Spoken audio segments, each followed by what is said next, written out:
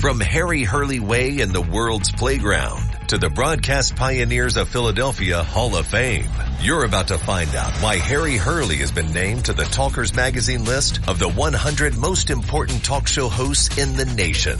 Live from the studios of Town Square Media in Northfield, it's Hurley in the Morning on WPG Talk Radio 95.5 and the WPG Talk Radio app. It is 6 minutes past the hour. Good morning. Thank you for waking up early in the morning and a busy news day. Begins right now. Dateline, Georgia. No surprise because unqualified, garbage, fake Democrat prosecutors. Should it be a surprise that if somebody takes a dispassionate look at something and they would say, what is this? This doesn't meet the standard of charging someone. What are you even charging the person with? So 3 of the charges against President Trump have been dismissed by Fulton County Superior Court Judge Scott McAfee. 3 other charges involving some of the other defendants, Rudy Giuliani, for example, gone, quashed, which means bye.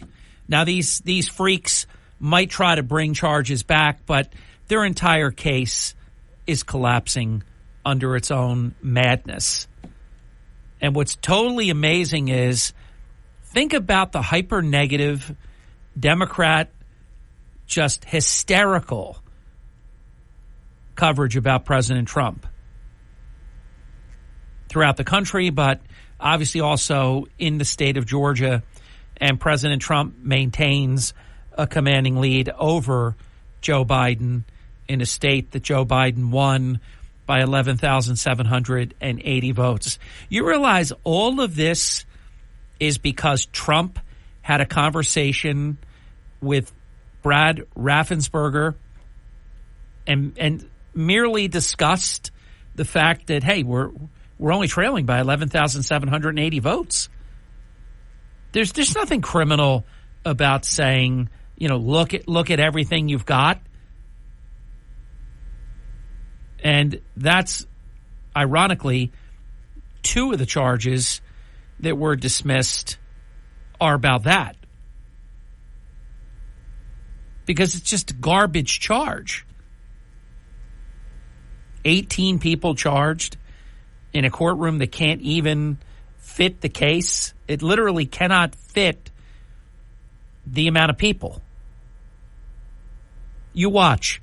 This is the one that all the experts kept saying, oh, this is the really risky one. The Stormy Daniels, no big deal. That's just, payment for, hush money and this and that. No big deal there. And some of this other stuff, no big deal. This is the one that all the pointy-headed liberals hung their hat on. And the whole thing is on shaky ground because the next thing that Scott McAfee is going to be doing, and I'm just going to guess that it's going to come tomorrow. Now, if he needs more time for some reason, if he's interviewed more people than we know and still needs additional time, but he said that he would make the decision within 2 weeks. 2 weeks is tomorrow.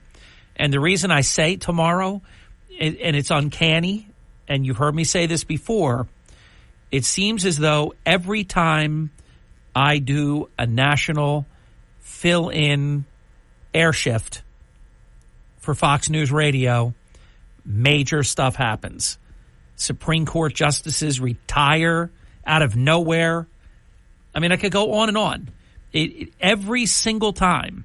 So that means if this decision is coming out tomorrow, that I am working for Fox News. And I am. So it's just uncanny, and it happens again and again and again and again, which leads me to believe that it isn't only on the days that we're working, it just is happening with great regularity. It is just an incredibly busy time. And really, my demarcation line, we've always been busy, and we pride ourselves on that, and we like to be busy. But when Trump is president, you are busy And I remember telling everybody in advance, Trump was going to win, and get ready because life as you know it will be completely different, because there's one thing about the speed of life, but the speed of life when Trump is the president is next level. It is a new gear that just has never existed before. And having worked for him for about, I guess it was a little more than 2.5 years, I know it. The day didn't begin and it didn't end. It was just one long day that was never ending and always going on, which would mean you could speak to President Trump at 2 in.the.morning, at 6 in.the.morning, all day long, dinner time, early evening, midnight. It never turns off because he barely sleeps. It's really extraordinary. I think he sleeps about 3 hours a night. I don't think 4, and I don't know exactly when he does it. Maybe like 2 to 5, 1 to 4. I mean, it's hardly ever. And then, of course, we have just the opposite now. We have a couch potato, somebody that isn't moving, that doesn't work. And then they keep faking us out, or I shouldn't say they keep faking us out. They keep trying to fake us out. Oh, my God. You don't see the Biden that we see. It's magical. It's behind the scenes. You don't know it, but we can't keep up with him. He's the sharpest one of all of us. Boy, then you all are pretty pathetic then. This guy, you know Winter Warlock in Santa Claus is Coming to Town?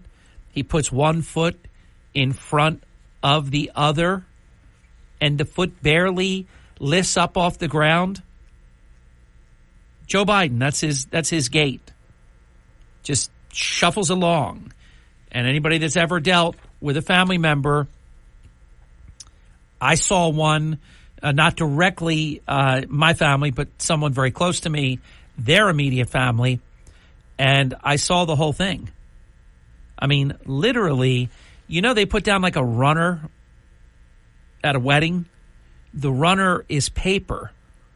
The runner isn't even probably 1/8 of an inch thick. I doubt it's 1/4 of an inch. And it's basically flat. But if you can't lift your feet to walk with a normal stride, people like Joe Biden trip on that kind of thing. This is why he takes the baby steps onto Air Force One. And if you heard my monologue last week, I don't know why I never thought of this before. What he has to do then to get where he needs to get to, but then again, it's all out of view. When you go in where he goes, you then have to go way up and all the way across the plane. And this is how important it is that Joe Biden not take the big steps. It's worth that ordeal. No normal person, no normal functioning person would ever do that. Now, I'm telling you right now, if that was Trump, they would have diagrams showing you every step you have to go up, ... Then they would show you have to go all the way across the plane. They would show all of it. Then they would have big questions. Hey, why would he go to this effort? But with Biden, we're just supposed to just not even retain that these things are happening.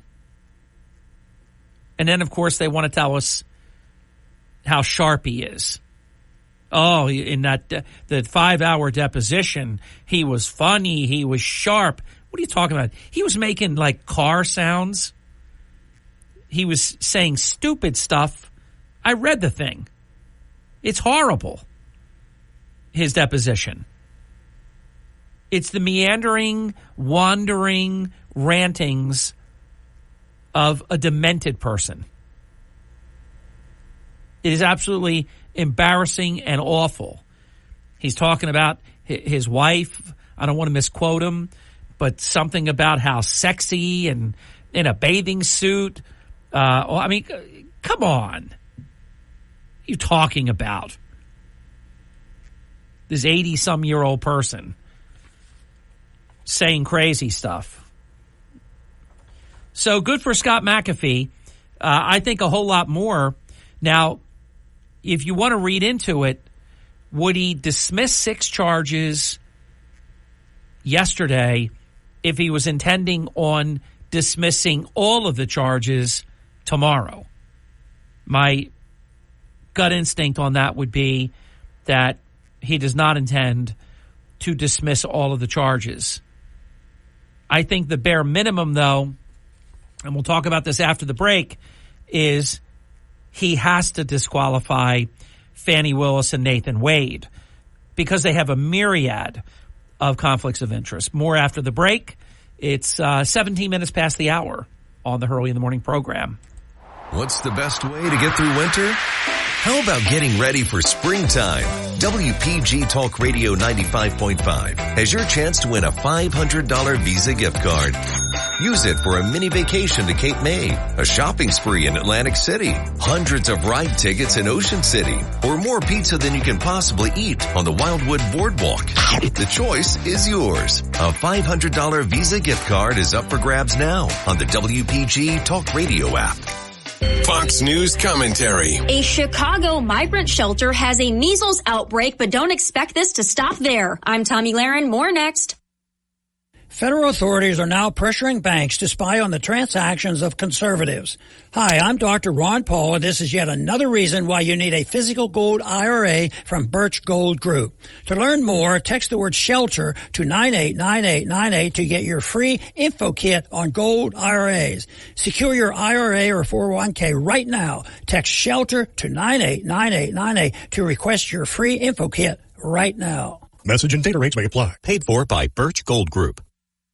A Chicago area migrant shelter is bracing for a measles outbreak as more cases are confirmed, but this shouldn't shock anyone because there really is no way of knowing if the unvetted illegal aliens coming across our borders are vaccinated for measles or anything else. And that is the risk your leaders have been willing to take as they continue the free-for-all open-door policy at our borders. Don't expect this to be confined to a migrant shelter in Chicago either. This is even more infuriating when for 2 years plus our leaders told us we shouldn't live our normal lives out of COVID fear. Schools, businesses, services closed due to COVID concerns and science, but people from all over the world who have no legal right to be here coming across our borders and possibly carrying viruses and diseases with them is just a shrugged off reality? I don't think so, but the political science, well, that keeps on changing. I'm Tommy Lahren, and you can watch my show Tommy Lahren is Fearless at Outkick.com. You're waking up with Hurley in the Morning. WPG Talk Radio 95.5. Starting your day the right way with Hurley in the Morning. We need to just listen to the facts. WPG Talk Radio 95.5. Welcome back to the Hurley in the Morning program at 23 minutes past the hour. Your phone calls coming up in the 7 o'clock hour. John Zarek at 8. And then for the first half of the 9 o'clock hour, Deborah Heart and Lung Center, we're going to be visiting with a talented cardiac electrophysiologist. And the topic will be knowing your risks for heart disease. Very, very important topic. And this is becoming quite epidemic, actually, because of obesity and a lot of other factors. So we'll get into all of that. I was mentioning about Judge Scott McAfee, and it could happen today, but for some reason I just think it's going to happen tomorrow. Again, because I'm working nationally, but also because I just think it's a typical Friday type of document dump. Scott McAfee said very recently, I gave my, and this is on ruling about Fani Willis, whether she can stay on this case. And I got to tell you, if he lets her stay on this case, then I'm telling you in advance, Scott McAfee is an embarrassment to the court. He's a disgrace as a judge because there are so many horrible allegations that you can't possibly believe that someone could get a fair trial with these slobs allowed to run the show. Quote, I gave myself a deadline because I knew everyone wanted an answer. And I'll tell you, an order like this takes time to write. There's a lot that I have to go through. And so, I've had, emphasize this. I've had a rough draft and an outline before I ever heard a rumor that someone wanted to run for this position. So I guess what I talked about last week is coming true.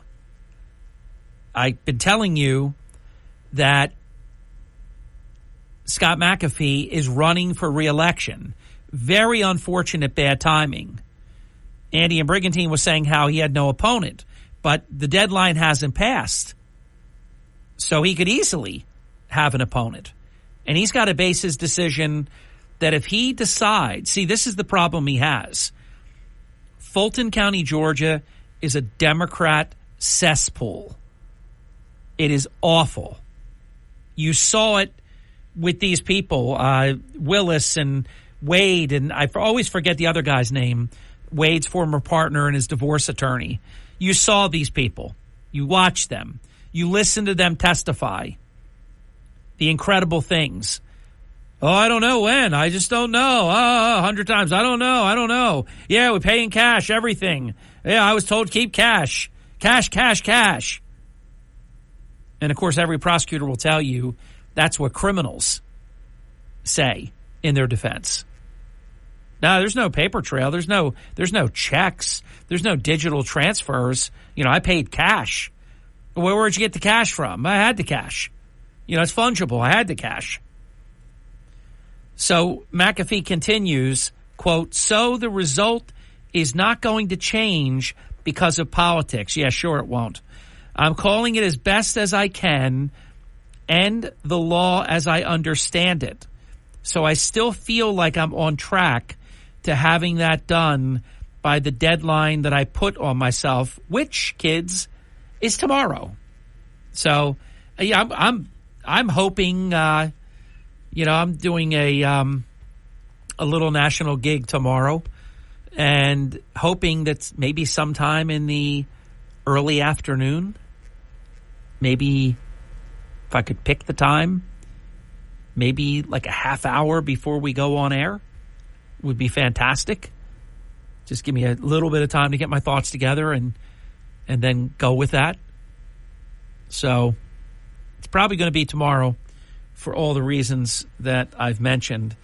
I have to say, this Scott McAfee, to me, is a mixed bag.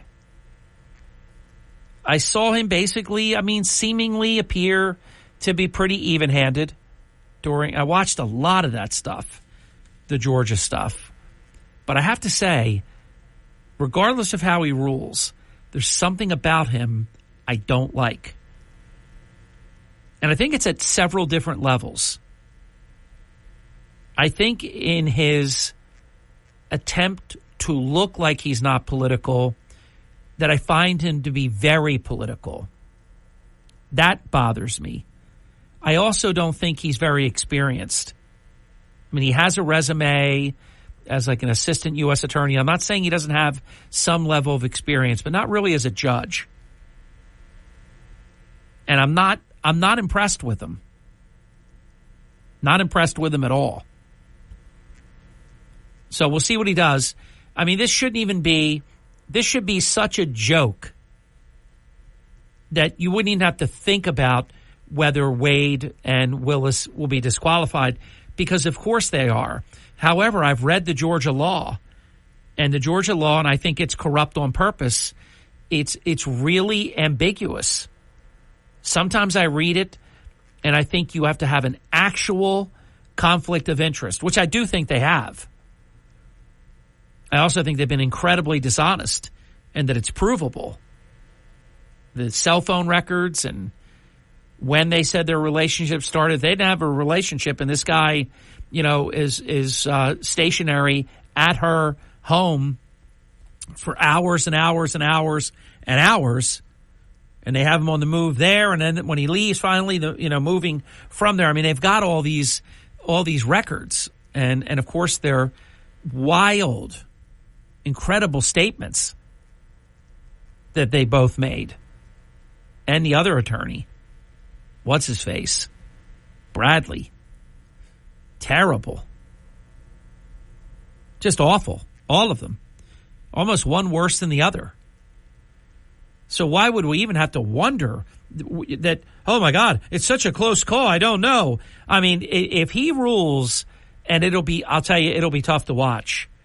If he says, my interpretation is that there has to be an actual conflict of interest, not a perceived conflict of interest, and that while there were a lot of things said during testimony, there was nothing that rose to the level of a concrete, actual, I'm like throwing up in my mouth saying these words, an actual conflict of interest, so that I'm not going to disqualify Fani Willis or Nathan Wade. That'll just be wow. That'll be welcome to Corruptionville, USA. So here's the other thing. Now, this much I do know.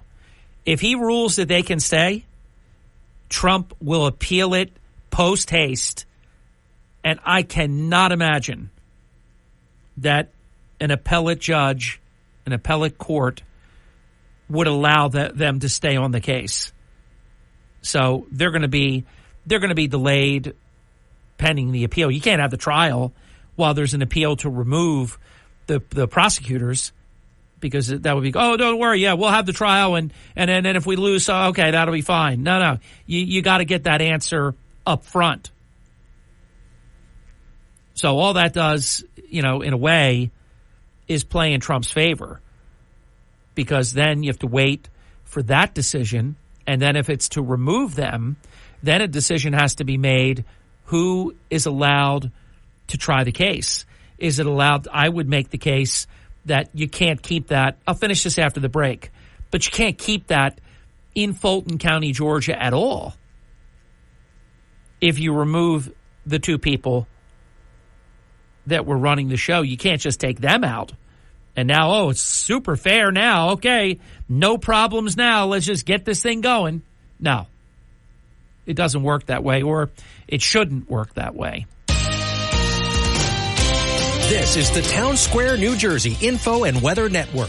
Thank you. It's Harry Hurley. I have 3 stories that you can follow on the WPG Talk Radio 95.5 app. A stalled New Jersey housing development will be finished after 20 years of delays. It's quite a story. Check it out. It's on the app. A Little Egg Harbor Township grant in the amount of $2.32 million will really shore up some needed improvements. And we have a great story about 1944. From the Town Square, New Jersey Info and Weather Network, I'm Chief Meteorologist Dan Zarrow. Happy Pi Day, everyone. We'll once again find ourselves in a pleasant slice of the atmosphere today. Nice and warm this afternoon. Inland high 73. Cooler near the coast, closer to 60 with sunshine and passing clouds and dry weather. Increasing clouds tonight with a chance of a shower, low 54. Still 72 tomorrow, but with scattered rain showers expected throughout the day. Get weather 24/7 wherever you are. Download our free mobile app today. You're listening to Hurley in the Morning on South Jersey's talk station, WPG Talk Radio 95.5 and the WPG Talk Radio. You're listening to Hurley in the Morning. We live in a society where everybody is offended. WPG Talk Radio 95.5, South Jersey's talk station.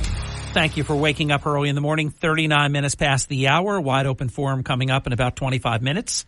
John Zarek at 8. DeBoer Heart and Lung Center at 9. Know your risk for heart disease. We will cover that, all of it from A to Z, the ABCs, whatever you want to describe it as. We're going to cover it all coming up a little bit later this morning. Very important topic. Last month, we had a great focus on heart issues with the focus on National Heart Month. So my logic about Scott McAfee is I don't trust him at all. I just sense some milky toast, whatever he wants to do now he can do. Because, look, I knocked out some of the charges and so I'm really even-handed. Look at me. Hi, I'm running for election, but don't think that has anything to do with anything. Give me a break. When they tell you, and it's in the statement that I read to you right before the break, when they tell you that the election has no bearing on his decision, please trust me when I tell you that I know what I'm talking about. Whenever they say it doesn't matter, it big time matters. I'll give you an example, unrelated, but just like it. Hunter Biden. How long did we listen to he doesn't want to testify behind closed doors, doesn't trust the corrupt Republicans, who will leak, cherry pick, and leak what they want. I want a public hearing. I want a public hearing. How long did we listen to Hunter Biden and his lawyer, Abby Lowell, just say, Hunter wants a public hearing. And then he showed up that one day, remember that? Faking like he wanted an open public hearing. Well, guess what? Chairman Comer called his bluff, and he was invited. And what do you know? He declined. Now, they could subpoena him, but of course he has the right to not incriminate himself, so he could just take the fifth throughout, which I wouldn't begrudge anyone. He's got grave jeopardy. He has like a June 3rd trial on a federal guns charge and something else. So I don't blame the guy, but they lie about everything. I've been telling you for all these years, everything the Bidens tell you is a lie, and the exact opposite is the truth. Hunter Biden, I want a public hearing. I want a public hearing. I want a public hearing. No, you didn't. You just lied and said you did. Because when you were given the public hearing, and Comer said from the beginning, and it's the exact way that the Democrats do it when they're in the majority. You have a off-camera interview deposition first, and then the public hearing follows that. So understand, as much as he protested that he wanted a public hearing, Hunter Biden did not want a public hearing. Now let me bring that to Scott McAfee. I know somebody's running against me now, but that has nothing to do with it. I'll keep the deadline that I set. The fact I'm running for election has no bearing on my decision. Give me a break. If you knew Fulton County, Georgia, how politically corrupt, Democrat politically corrupt it is. This guy doing the right thing is not good politics. The wonderful movie, The Miracle on 42nd Street or whatever, 34th Street, you have, I wish I could remember the name of the judge because he's such a good actor in that role. But his political Svengali, because he's up for election, his political consultant, if you will, cigar and all, William Frawley, a.k.a. Fred Mertz. And William Frawley says to the judge, "Oh, they're going to love you when you say there's no Santa Claus." Not Santa Claus, Santa Claus. Santa Claus. "Oh, and then they're really going to love you here." So the judge crafts the decision in the end. The United States Post Office, a division of the federal government, if they say that Kris Kringle is the one and only Santa Claus, who am I to argue with that? So this guy that tells us he's not political, come on. Just the opposite is true. He's very political. I have to tell you, I can't wait for his decision. Because he's actually capable of doing either. Saying that there was, I read the statute, that the appearance of a conflict is enough, and certainly we have that here, so that I have to disqualify, the prosecutor Willis and special counsel Wade, and that is the only justice. Now I want to tell you, if we get that, and I'm telling you, don't bank on it. I won't make a Pocket Kreskin moment prediction. I don't trust this guy. In any normal, but this is bizarro world, but in any normal situation, there would be no guessing, and that decision wouldn't have taken 2 weeks. You could have ruled this from the bench. But he is liable to say that my reading, and that's how he'll word it. He won't say the statute says. He will say my reading of the statute guides me that there needs to be an actual conflict of interest. And while we could argue that there is a perception of a conflict of interest, it was not established in my court that there is a actual conflict of interest. And if he leaves Fani Willis and Nathan Wade on that case, I mean, we may as well not even have a country anymore. But I'll tell you what's next if it goes the other way. You're listening to Hurley in the Morning. I'm from Margate. EHT. Callaway. Mays Landing. Listen at home or in the office on your smart speaker. Just say, play WPG. WPG Talk Radio 95.5. For complete contest rules, visit WPGTalkRadio.com.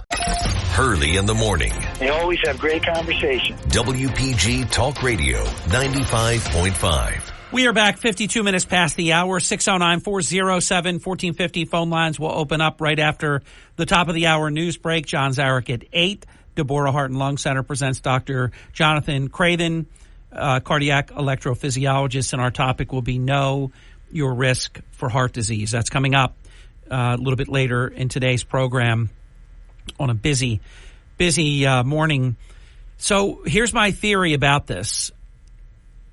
Because he only dismissed some of the charges yesterday, he didn't throw the whole thing out.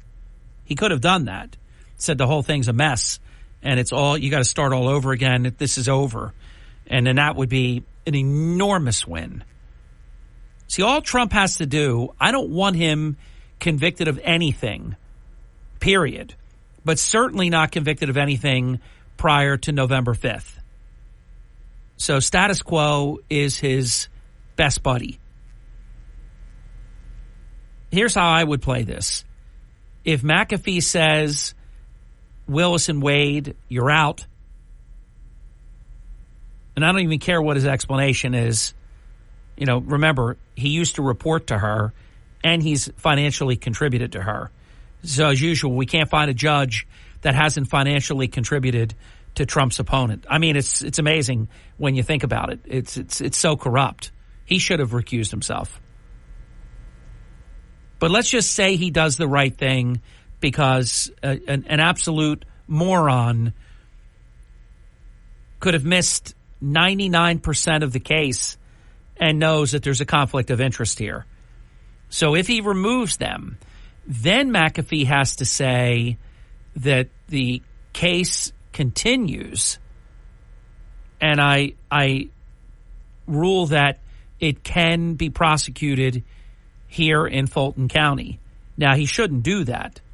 They should be removed, and he should order a change of venue. Now, if he doesn't, then Trump's attorneys will do two things probably simultaneously. They will try to get the whole thing dismissed on summary judgment or request a change in venue.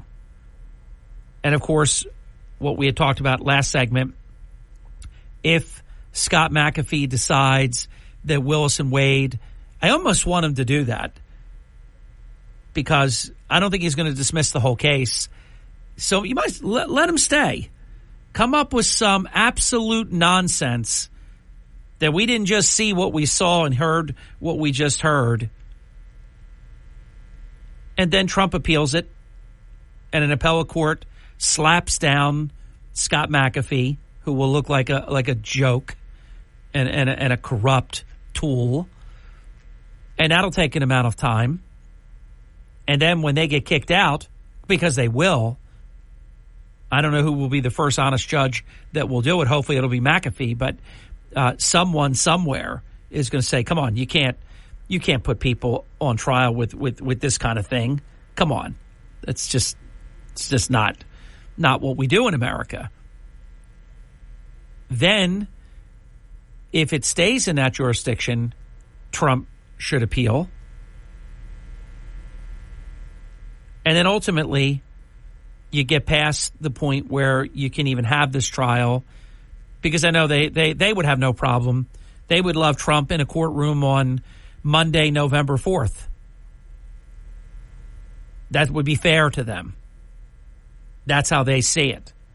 If you get a chance, it's really boring. Sometimes it's not, but it's really bad stuff, and it really is our so-called president just demonstrating that he's in pretty bad shape. The transcript of Biden's interview with Robert Hur is available. He's cracking jokes about his wife. He's making the sounds of cars. It's really very, very bizarre. He talks about Lindsey Graham. They're in a photo together. He said it must be, you can tell it's old. I have my arm around Lindsey Graham. Then he's talking about, I just hope, quote, you didn't find any risque pictures of my wife in a bathing suit. Quote, which you probably did. She's beautiful. Biden joked about the FBI agents knowing the layout of his home better than he does. And multiple times he's making some kind of car sound, whatever that is, because it's just in words. That's why it would be good to have the tape and you could actually listen to what was said as opposed to trying to read what was said. This was interesting. Oliver Stone came out and said that the charges against Donald Trump are, quote, ridiculous. He said they're, quote, all political. And he said that President Trump is the victim of, quote, lawfare, end quote. Quote, almost 100 indictments against the guy. It's ridiculous. Quote, this is all political. They want to put him behind bars, but they're not going to be able to. I love it. And incidentally, this is just somebody being objective. He said he would not vote for Trump in the election. So I kind of appreciate that more than if it was coming. I mean, this is the way it used to be in our country. Even if somebody didn't support you, they still had the capacity to say the right thing. Everybody knows how corrupt this is. Oliver Stone said, quote, everyone's corrupt. Russia runs on corruption. So does Turkey. So does the United States. Corruption is a way of life, but they make it into a political issue now. Incidentally, he won't be voting for Joe Biden either. I guess he's voting for maybe RFK Jr. I don't know. I don't think he says. So this was a speech that he gave yesterday in Paris. He's doing some kind of documentary. Quote, never for Biden, because Biden is a warmonger. You know, Stone is a Vietnam veteran. Did you know that? So that's interesting. And, of course, more polls are out, and Trump leads in all of them. Pennsylvania, Wisconsin, Georgia, and there's a couple of more that just off the tip of my tongue I don't recall. Somewhere here in my briefcase I have all the numbers, and he's leading in all of them by anywhere from like 3 to 8 points. Still 8 months to go, though. Your calls are next, and they're standing by. WPGG Atlantic City, WENJ HD3 Millville, a Town Square media station. Everything you need to know in 6 minutes starts now. From Harry Hurley Way in the world's playground to the Broadcast Pioneers of Philadelphia Hall of Fame, you're about to find out why Harry Hurley has been named to the Talkers Magazine list of the 100 most important talk show hosts in the nation.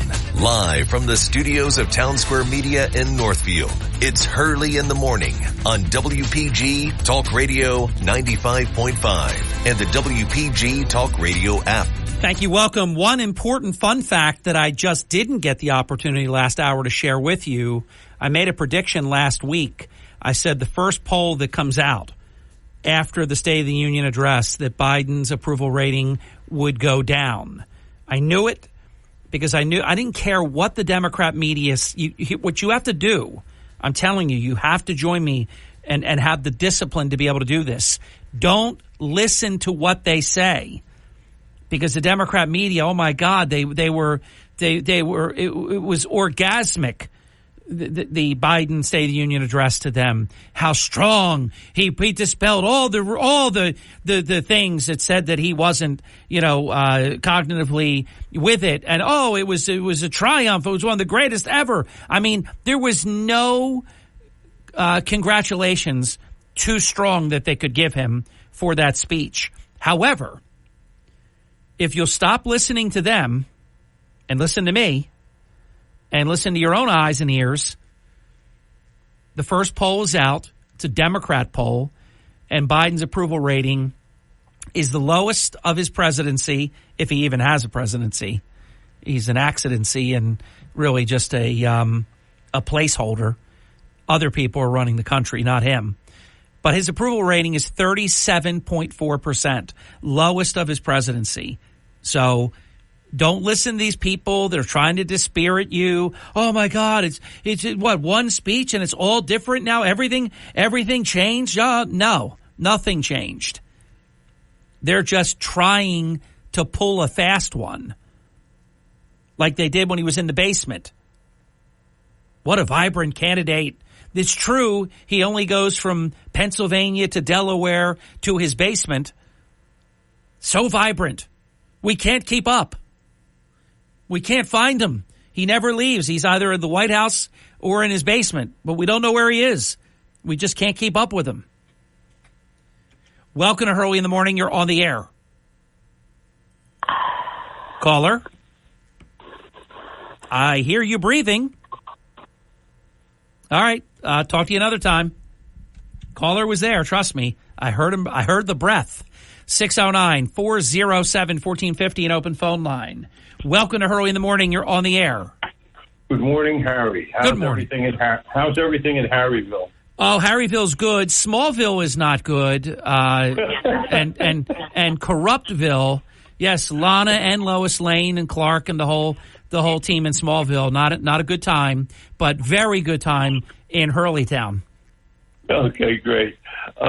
Before I get into the reason that I called, let me back up a moment and go to your fourth hour yesterday. If anybody missed Harry's fourth hour yesterday, get on that podcast and listen to it, because this gentleman, what is it, Preceda Development? Yes, Preceda Funding and Advisors. In fact, we followed up with an article. If you get a moment, George, check it out on the app or on the website.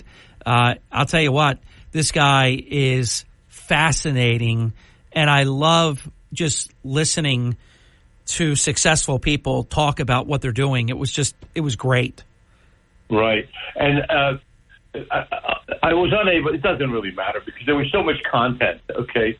But any highly industrialized Western civilized society, which I hope someday we can get back to in this country, which we're not today, okay, needs transportation and communications. They're the two most important things. That site, the 20 years of effort to develop, I mean, try to imagine that the site is your entire body. And right through the middle of it, like your spine, is the New Jersey Transit rail line that goes from Atlantic City to Philadelphia. Directly dissects it through the middle. And there's a train station stop there, the Cherry Hill train station. Okay, so let me guarantee you, not only is this guy able to do something, shall we say, almost miraculous on the development scale, okay, the site itself is phenomenal. Okay, so you can get to it from Center City, Philadelphia. You can get to it from all along the South Jersey. It is an unbelievable site if anybody's not familiar with the former Garden State Racetrack site. Good stuff. Yep, exactly. Okay, so now the reason that I called, okay, if you have a football game, and I'm not really all that, sports enthusiastic, I get interested in, say, football when it's getting close to Super Bowl, or baseball if it's getting close to World Series. So you can't call me a sports enthusiast, but, hey, I'm interested, okay? Yeah. All right, so if we're talking about football, okay, it doesn't matter what play it is, no matter what's happening. I mean, there's all kinds of things going on. I mean, you have to weave, you have to bob, you have to make your changes, you have to adjust accordingly. Okay, it's the same in basketball to a degree, but I think in football it's probably more than most sports. Okay, so it doesn't really matter what Trump has to face. It does matter to a degree, but whatever is happening with these cases, okay, hey, you're right, the document dumps, or however this judge in Georgia, you're expecting that it would come out on Friday and so on and so forth. Well, 100% of everything you're saying is as accurate as can be. But in Trump's world, with his legal team, he has to do a whole bunch of things, and every one of them is a positive for Trump. Otherwise, it doesn't work. Well, the other good thing is it's true, and I'm listening carefully to what you're saying and how you're saying it, and I think I'm saying a similar thing with my retort real quick, is it doesn't matter what they do. If they do the right thing, Trump wins. If they do the wrong thing, Trump wins. So he really, people think that, like it, and it is a lot. I mean, I don't think many people, no one listening has ever had to deal with 91 counts and all these different jurisdictions and all of them hostile, purposely handpicked to be such. I mean, he's going to be tried if they go to trial in areas where like 99-1 they voted against him. It's awful. Nobody would wish it upon their worst enemy. But I believe no matter, like, for example, McAfee, if he does the right thing, Trump wins. If he does the wrong thing, Trump appeals it, and it gets overturned on appeal because it's obviously a conflict of interest. And so he almost can't, it's sort of the he can't lose. He wins whether he directly wins or he wins in the court of public opinion because people say, well, that's unfair. Come on, these two had an affair, and there obviously is a problem here, and they're going to let them stay on this case. So if that happens, there's your storyline. And if he takes them off, oh, my God, all the charges have to now be dismissed. The whole thing is, if that's spoiled, the whole thing is spoiled. So he can't lose. Exactly right. You've hit it spot on. And I mentioned yesterday, the best thing for Trump in this entire scenario is that he's got his own plane. Okay, so he can go anywhere he wants, however he wants, whenever he wants. And as far as the sleep thing, okay, I look at Trump as my anti-sleep deprivation mentor, okay? So I'm the exact same way. There's all kinds of people that are that way, okay? But, Harry, I don't know how many that you know, but I'm one of those, okay? So now I'm not trying to put myself on par with Trump in any way, shape, or form regarding his abilities, okay?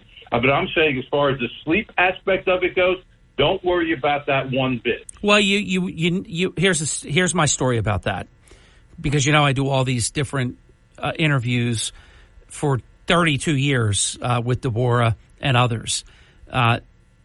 There are people that can get by on short sleep. Trump is one. You are one.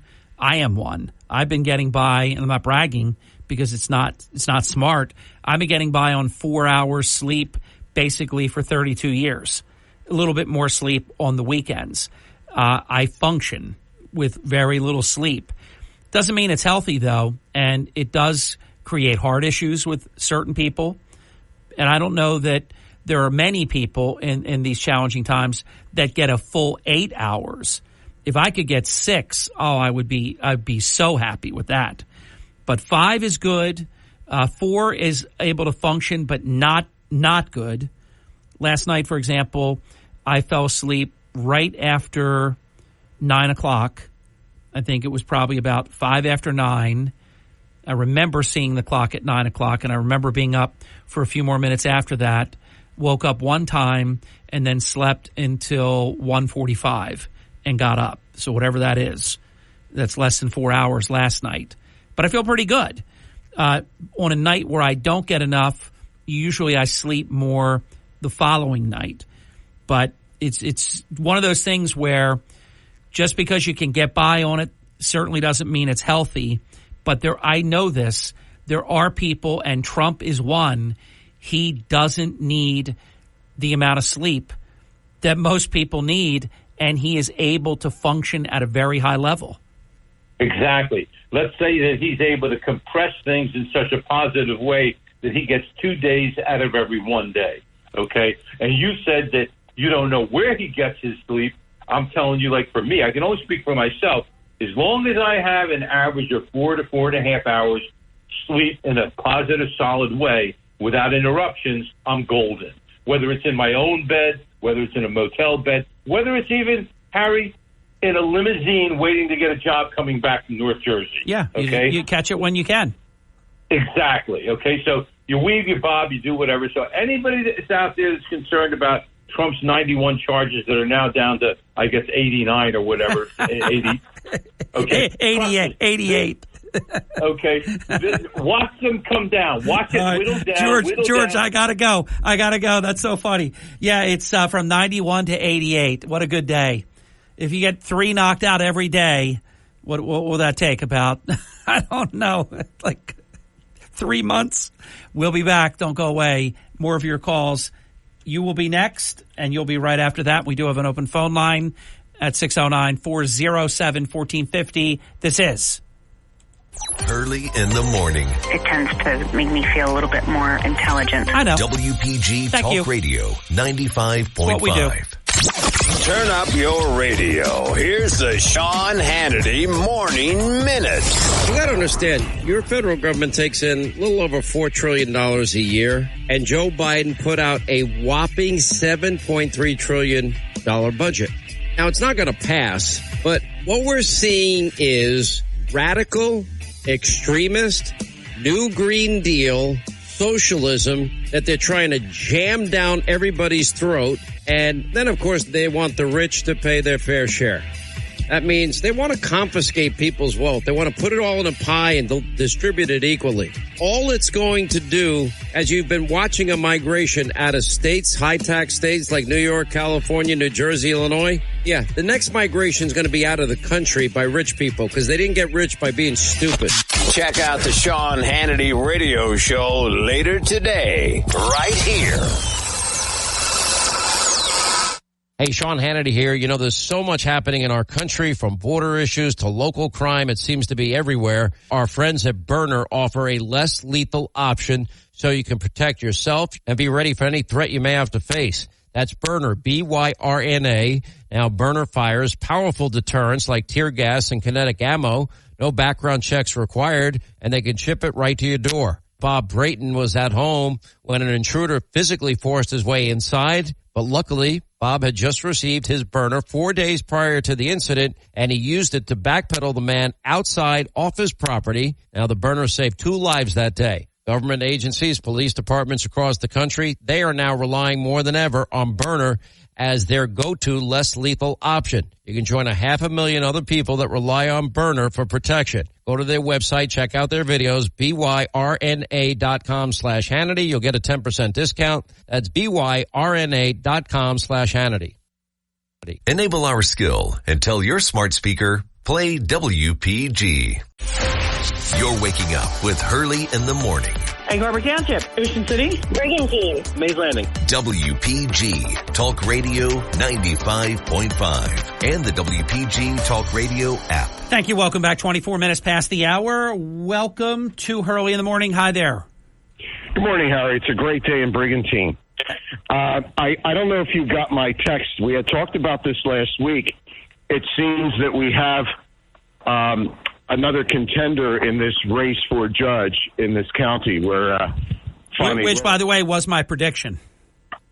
Yeah, well, we knew somebody was going to get in at the last minute because otherwise this guy, sails through. Right, he could do the right thing. Now, at least if he's going to do the right thing, he puts pressure on himself because he has an opponent.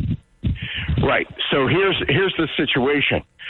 His name is Robert Patillo, Patillo. He's a civil rights attorney and a talk show host, radio host. What does that tell you? He's going to be the next judge. Because, as soon as you say civil rights attorney, you might as well say, whatever. Yeah. But here's the thing. So remember when Fani gave her speech in that church? And she played the victim card. Yeah, she disqualified herself in that speech as well. Yeah, but what did you hear in the background after every point she tried to make? You heard, or I know that's right. So the people there who support her, they also see themselves as victims, okay? And anything that Fani may or may not have done, if it's proved, their answer will be, well, white people do it too, they get away with it. Republicans do it too, they get away with it, so we don't care what she did, blah, blah, blah. That's going to be the thing. So now this civil rights attorney and radio host, it's over. So here's what McAfee figures, I'm not going to keep this job much longer anyway. Do I do the right thing and blow these people out, Fani and Nathan Wade, or do I, keep them in? Because, like you said, it doesn't matter. Trump wins because if he keeps him in, this whole case is going to collapse under its own weight because it's nothing but crap. Yeah, Trump will actually be better served if McAfee does something corrupt, because I would have to use the word corrupt because you can't keep them any objective, dispassionate finding of fact. You cannot leave these two people involved in this case. And if he does, Trump will be able to beat them to death with it. Exactly. But it has a cascading effect because now you look at the January 6th committee where they withheld exculpatory evidence. Correct. And where we now know that it was a big lie that Trump pulled a Stretch Armstrong and tried to commandeer the beast. Right.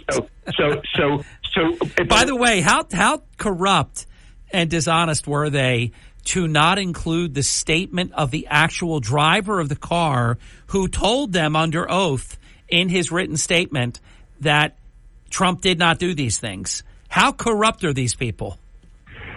I'm telling you, it's a beautiful thing because it's that falsus in uno, falsus in omnibus. Correct. You lie about one thing, you lie about everything. Yeah, false in one, false in all. Right. So and juries are instructed when you get a liar on the stand, jurors are instructed by judges that if you catch them in one lie, you can believe everything they said everything is a lie. It's a beautiful thing. Yeah. So you look at the cascading effect. You look at what happened now with the January 6th committee. You look at what's happening with this Fani Willis case. You look at what happened with the E. Jean Carroll and that ridiculous with $83 million. And then you look at the Judge Engoron situation, and you realize that all of these people will do anything just to get Trump. They're going to lie, cheat, and steal to get Trump. And then it's, like I said, it's a cascading effect. All of these cases are going to collapse under their own weight because nobody's going to believe anything anymore. Isn't it funny how Biden never made any money whatsoever, but he's suddenly a multimillionaire through public service, and all public service has cost President Trump is countless millions of dollars, not to mention the billions probably that he would have made he could have enjoyed the great economy that he created, if he could have been in business to be able to take advantage of it. And they're just at every turn trying to bankrupt him, put him in jail. Public service, for one, has been at such a price, such a sacrifice. Public service, for the other, has been one of utter corruption. Well, it's true that you want to see the tax return of a man who became wealthy before he got into politics, but the man who didn't get wealthy until he got into politics, his tax return, you're not interested in looking at that. It's pretty breathtaking. Yeah. But look at the people that are going after Trump. You got Jerry Nadler with his pants pulled up to his neck. Yeah. You got Hank Johnson, the guy who actually told he thought the earth could fall off, that an area could just fall into the ocean. Yes, he actually, with a straight face, said to a general who was testifying. Yeah, too many people. He was afraid to station too many American troops on the island of Guam because he thought it would capsize and tip over. And what's the general going to say at that point? It's almost like a Saturday Night. The look, I was watching that. The look on the general's face was absolutely priceless. All right, I'm a minute late for the bottom of the hour break. Don Hurley has asked me to take a survey, so I'm going to ask our callers. He says that Judge McAfee, no way is Judge McAfee going to disqualify Fani Willis and Nathan Wade. I am having a split decision with Don. He's going to hear it right now for the first time. I think he is going to disqualify them. He will do it on the appearance. He probably won't acknowledge that there's a conflict, but he'll acknowledge that there was the appearance based on all the totality of the record and everything that was said. Look, I think he's got a lot of things to look at, such as, did Willis and Wade lie? Did they perjure themselves? There's so much here. I can't imagine. My 32 years in this business tells me that the worst thing a judge ever experiences is being overturned. Now, there are people willing to take one for the team, so I'm not saying that's not possible, but I think he's going to disqualify them. Don says no way is he going to disqualify them. Yes or no, what is McAfee going to do? I don't think he disqualifies them, but I'll tell you why. I think yesterday when he floated this balloon where he dropped the 6 charges, I think he's figuring, you know what, I'll try to make both sides happy and appear like I'm unbiased. Well, that was in my monologue at 6:00. I said he's got his out because he came out first with dropping 6 charges, so he can say, "Look, I'm an umpire. I call balls and strikes. I'm calling them as I see them. And people are going to be unhappy, with what I do, but I dropped charges that obviously displeases the prosecutors. I didn't find that there was enough to remove them from the case. That's going to, displease someone that thinks that they should have been. So there's nothing wrong with that rationale, and that's probably the most likely one. I just have a sneaky suspicion he's going to disqualify them, because if he doesn't, how can that case go forward, Andy? Harry, he looks fair and balanced by what he did yesterday. If he hadn't dropped those 6 charges and you had asked me that question, my answer would have been very different. All right, let me get the break in. Good stuff. So Andy says no. Don says no. I'm saying yes, but I don't say it with any level of confidence. It's just sort of a gut feeling that I have. Your calls continue next. This is the Town Square, New Jersey Info and Weather Network. Thank you, Harry Hurley. 3 stories that you can follow on the WPG Talk Radio 95.5 app. A stalled New Jersey housing development, literally stalled for 20 years, will be finished. Part of it already is, after 20 years of delays. Little Egg Harbor Township will enjoy a $2.32 million score. That'll let them do a number of road improvements and things. And I chronicle the Atlantic City hurricane of 1944 and the March storm of 1960. From the Town Square, New Jersey Info and Weather Network, I'm Chief Meteorologist Dan Zarrow. One more nice warm day today. High temperature 73 inland, closer to 60 along the coast. Look for sunshine with passing clouds and dry weather and barely a breeze. Increasing clouds tonight, and we'll add a chance of a shower, low 54. Tomorrow still 72, but we're going to see a few hit or miss rain showers during the day, especially in the afternoon. It'll be mostly cloudy and breezy tomorrow.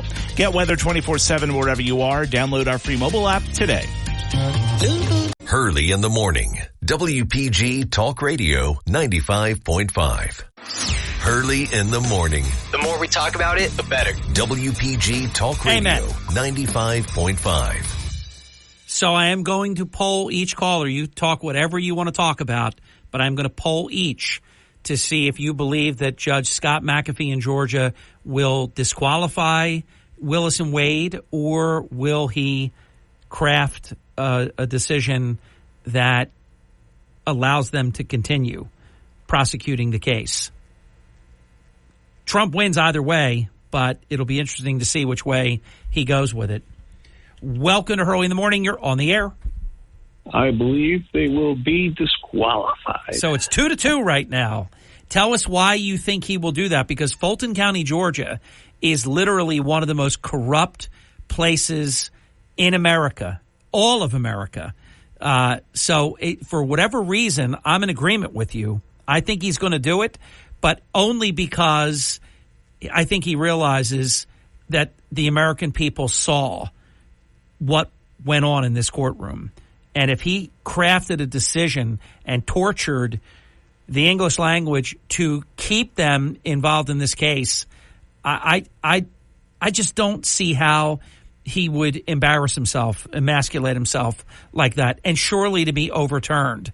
So I'm with you. I think he's going to disqualify them, but that's only because of how obvious that is the only decision that you can make. But you have to also, consider at least that there's a lot to what Don and Andy and others. Mayor Tom Bassford thinks he's going to let them continue, and other people are reaching out to me because it's so corrupt, they don't care. We would care. I would care about my reputation if I was in a position to have to make a decision and it was so obvious what I should do and I ran the other way, I would care. These people don't care. Well, Harry, I'm going to base it on money. Fannie Willis was allowed to master and put together this sweetheart contract, but there's a caveat. This had to be approved by the board in the county. She bypassed that board. That was never presented to the board. Oh, no, it's true. It was against the rules. It's true. No doubt about it. She just doesn't, I think, believe that she is accountable to anyone or anything. I'm troubled by the fact that McAfee used to work for her. I'm troubled by the fact that that he contributed to her campaign. There were some things that went on during the trial. Like, I thought he allowed her to run amok in total contempt of his court. And he was very weak about her overbearing personality in that courtroom and on that witness stand. So there's a lot of things that make me think he's going to let her stay. But boy, that would be an incredible gift to President Trump if he does that. Well, let's go to more hard evidence in this case. Yeah. We'll go to the fact that Nathan Wade was allowed to keep his practice, and he was a special prosecutor, and the firm was involved because the money that was being paid was going to the firm in some cases, to his private practice. Actually, it was always going to the firm, and Wade testified under oath how he only got a third of it. 1/3 went to him, 1/3 went, I guess, to Bradley, 1/3 went to the other partner. Then Bradley's in the courtroom testifying. I mean, this is a mess, this thing. Yeah, and it doesn't work like that because as a special prosecutor, you have to give up your practice, put it on hold, and you can't involve anybody else because the money that's being paid has to be paid to the special prosecutor, not the firm, because they have nothing to do with the prosecution. I know, it's all, but they had their own contract that everything that got brought in, they divided 3 ways. That's how he justifies it. Yeah, I'd like to hear what John Zarek would say about that. Hey, look, the whole thing, I mean, the cash thing, I paid for it, but I got paid back. How'd you get paid back? I got paid in cash. I mean, come on, give me a break. Who does that? I have no checking account. Well, yeah. I don't believe you. I know. I have no checking account, she said. No checking account. So I guess, I mean, how does she pay her mortgage? She has a mortgage. She doesn't own her home free and clear. If she pays it by direct debit, there's got to be a demand deposit account of some kind. What, does she have a savings account and it comes out of that? Or does she pay the mortgage in cash also? Because my daddy told me, to have 6 months worth of cash at all times. Cash, remember, Dan, cash is fungible. So they just believe, hey, I don't know when I had it. You're not going to get any receipt out of me that I took it out of a ATM. I've had the cash. The cash is fungible. It's just laying around because that's what we do. We keep cash. Your question is a terrific question.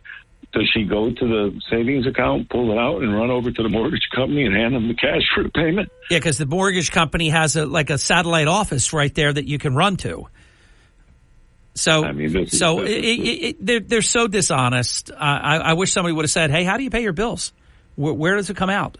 Do you physically run cash to every credit card and every creditor that you have, and your mortgage company? And how do you pay? You run to pay the taxes at City Hall. A lot of people escrow all that, but you can't because you don't have a checking account. I don't believe anything she said, very little of what Wade said, and very little of what Bradley said. They were all incredible. Yeah, and that New York case when she's trying to undress the firefighters and settle down and all this bull, I'll tell you what. And by the way, they're the ones that are going to get, they're the ones that are going to get disciplined. They have a whole Rumpelstiltskin investigation to go get them. But what if they were chanting her name? Would there have been any investigation then? I guess because they said Trump like 100 times, it's a criminal offense. But if they chanted her name, we wouldn't even be talking about it.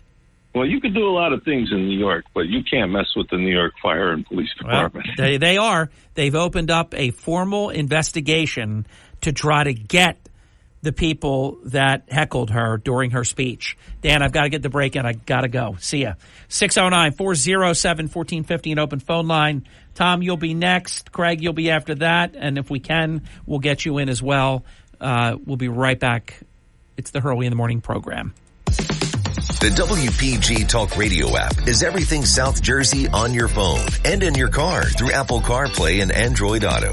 Local news, weather, and information updated around the clock from New Jersey's largest radio news team. Easy access to WPG podcasts and more. Powered by Smokers Haven. You'll find the finest selection of cigars at any of their 5 locations. Stop in and let them help you find the perfect cigar to pair with your life. Visit SmokersHavenNJ.com. You're waking up with Hurley in the Morning. WPG Talk Radio 95.5. You're listening to Hurley in the Morning. It's a source I can trust. WPG Talk Radio 95.5. That is correct. And we go right back to your phone calls. Tom, welcome. You are on the air. It's Hurley in the Morning. Hi there. Yes, good morning, Harry. Thanks for taking my call. Tom from the Inlet. Harry, I believe this judge in Georgia is going to dismiss these 2 defendants. You mean not the defendants, the 2 prosecutors. The prosecutor. That's what I meant. I know what you meant. I just want. So yeah, thanks for correcting me. No, Harry. That's okay. Tell me why. Yeah. Why? Mainly because of the evidence, Harry. In particular, their just the way they acted in court. I watched a lot of it live on television, and I'll tell you, nobody remembered anything pretty much. I know. Except they remembered cash, and that guy Bradley remembered. He didn't know. I don't remember that. I don't remember you calling me. I don't remember those text messages. I don't remember. But I do remember making sure that you put in there my $80,000 of the contract. He did remember that, Tom. He did remember that. And when I was watching it, Harry, and I'm old enough to remember Jackie Gleason's show, Honeymooners, it was like, you know, I'm sitting here looking at this, and I'm thinking if Jackie, they would go, hubba. They couldn't remember anything, but they did remember they paid everything in cash. Yeah, so of there's course. no paper trail. Of course, exactly.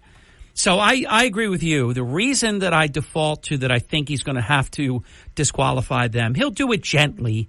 I think he'll find the appearance of a conflict, and he'll do it in a gentle way. They should have recused themselves on their own, but they're too arrogant. It's so over the top what went on. If it was close, if they could get away, if he could get away with it, I think he wants to side for them. But it's so ridiculous if he does. There's just too much. Right, Harry. And just one more comment. You know, this judge knows that if he keeps them on the case, President Trump and his lawyers are going to appeal this. So he's going to lose, in my opinion, in an appeal anyway. So why? Well, here's the thing, too. They don't like being overturned, but also he is running for re-election, and Fulton County wants him to make this decision for Willis and for Wade. You think about it, it's going to cost Wade a lot of money. He has to lose that contract if he can't do that case. So he wants to do it for them, but it's too much, and I don't think he can. But if he does, I think it's even better for Trump. Well, we'll have to wait and see, Harry. But I would like to believe that this judge is going to step up to the plate. He's a young man. He's got a big career ahead of him. But he's in an infected, diseased Democrat county. Move. Okay. But then he's not known. And, you know, look, I want to bank on him. He's a former assistant U.S. attorney. You would want to believe that he has a capacity to do the right thing. But after all, he did work for Willis directly under her, and he contributed to her campaign. And now we're, hoping that he can be dispassionate and honest. I don't know that he's going to. I have predicted he's going to disqualify them. But, Tom, I don't say that with any confidence.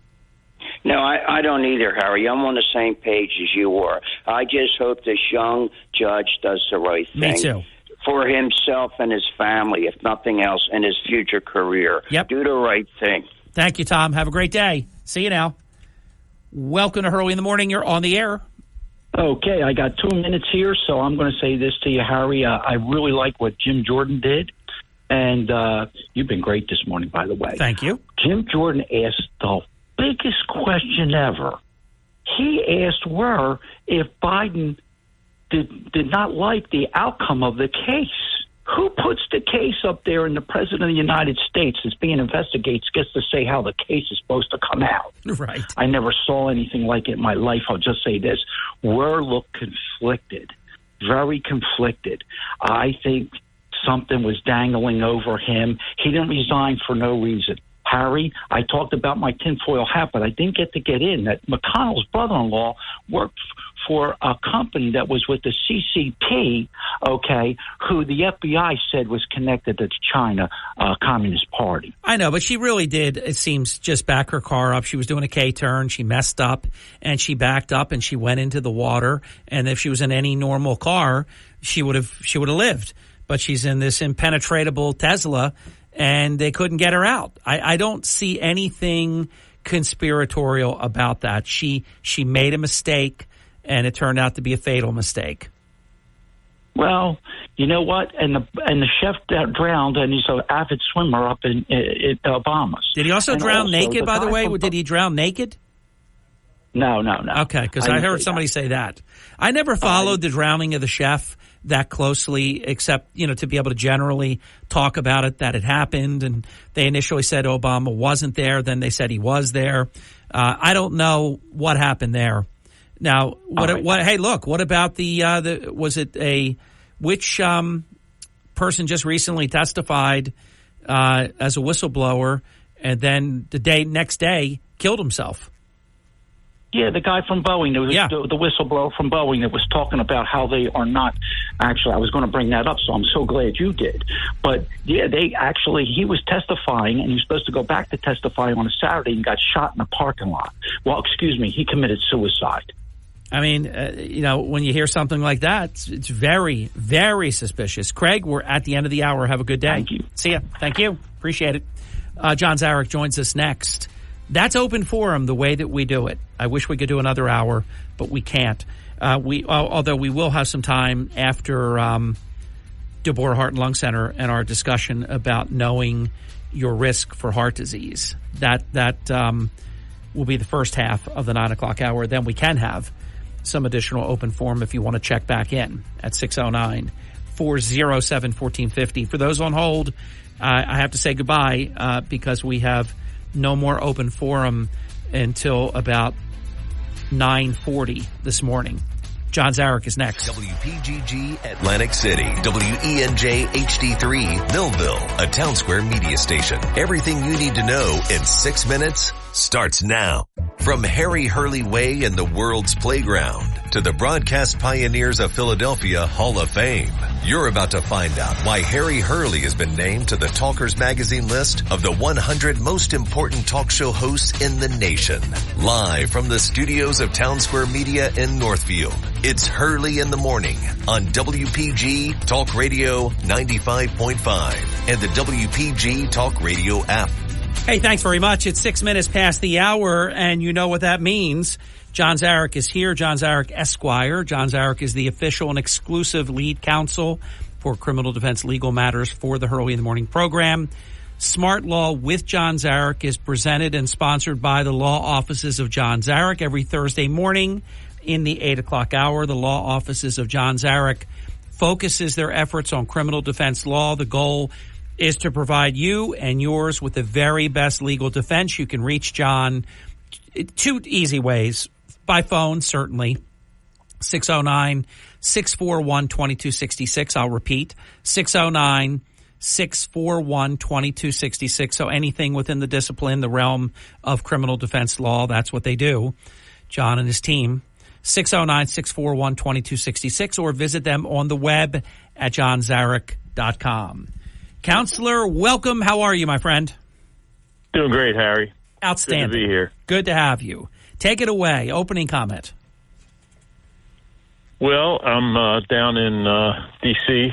today. I came down earlier Tuesday. I spent the day at the House of Representatives trying to essentially get 155 artillery shells for my Ukrainian friends who are getting killed at a greater rate than normal because they don't have those artillery shells. They're great at artillery, by the way, and they have a lot of really good guns, and without the ammunition, they have to deal with the Russians when they're on top of them instead of a mile away. So it's costing a lot of lives.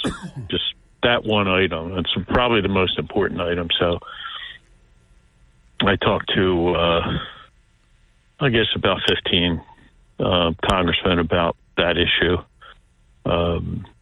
There seems to be there's hope, as one congressman said, as far as the Ukraine funding. We're on the 3-yard line, but not in yet. And my hope. I was able to speak with the defense advisor for Speaker Mike Johnson. So he, gave me quite a bit of time, maybe 20 minutes, and my proposal is to just carve out a small bill, at this time, while you're waiting for the bigger one, a small bill that'll get that ammunition over there. The ammunition is there. There are big stockpiles in all the European countries. I mean, warehouses full of 155 rounds that have been there. John, I think your idea is really smart because all that's been happening, because they can't get the full deal done is that nothing is happening. So wouldn't it be smart to do something stopgap, because this is now extended for a dangerous amount of time? Yeah. It's dangerous. I mean, the Ukrainians are really good. They blew up 3 oil refineries yesterday. 3. Really significant impact on Russia's ability to refine fuel, have fuel available. I mean, that the fuel they refine is, it drives tanks, it drives jet planes, the work. So Ukrainians are, they continue to blow up Russian ships, key factories. They do a really good job of it. But, so it's not like there's a standstill. It's not really a standstill. But when the Russians, most people look at how much territory do you have? That's really not an accurate view of what's happening. The question is, how much damage are you doing, and what's the long-term prospect? And the long-term prospect is excellent for the Ukrainians. It's just that you can accomplish that by, getting X number of people killed and wounded, or you can accomplish it by getting 3 times as many killed and wounded, and that's just simply, if you can blow up a Russian tank and personnel carrier a mile away, which the Ukrainians are absolutely the best at, really, really good. And they have good Western artillery, and anti-artillery guns that, the Russians shoot at them, and they can track the shell and then fire back and take out the Russian gun, for example. But if you have that stuff, if you have the shells, you can deal with the Russians far away. If you don't, you have to wait till they get closer, and that's a lot more dangerous. How about the flip of the script of Republicans would usually be all over something like this, complaining about Democrats not supporting an ally, and here it's the Democrats that will sign a blank check, and Republicans, it's part of, I guess it's just part of our times. It's part of bizarro world. Everything is flipped. Yeah.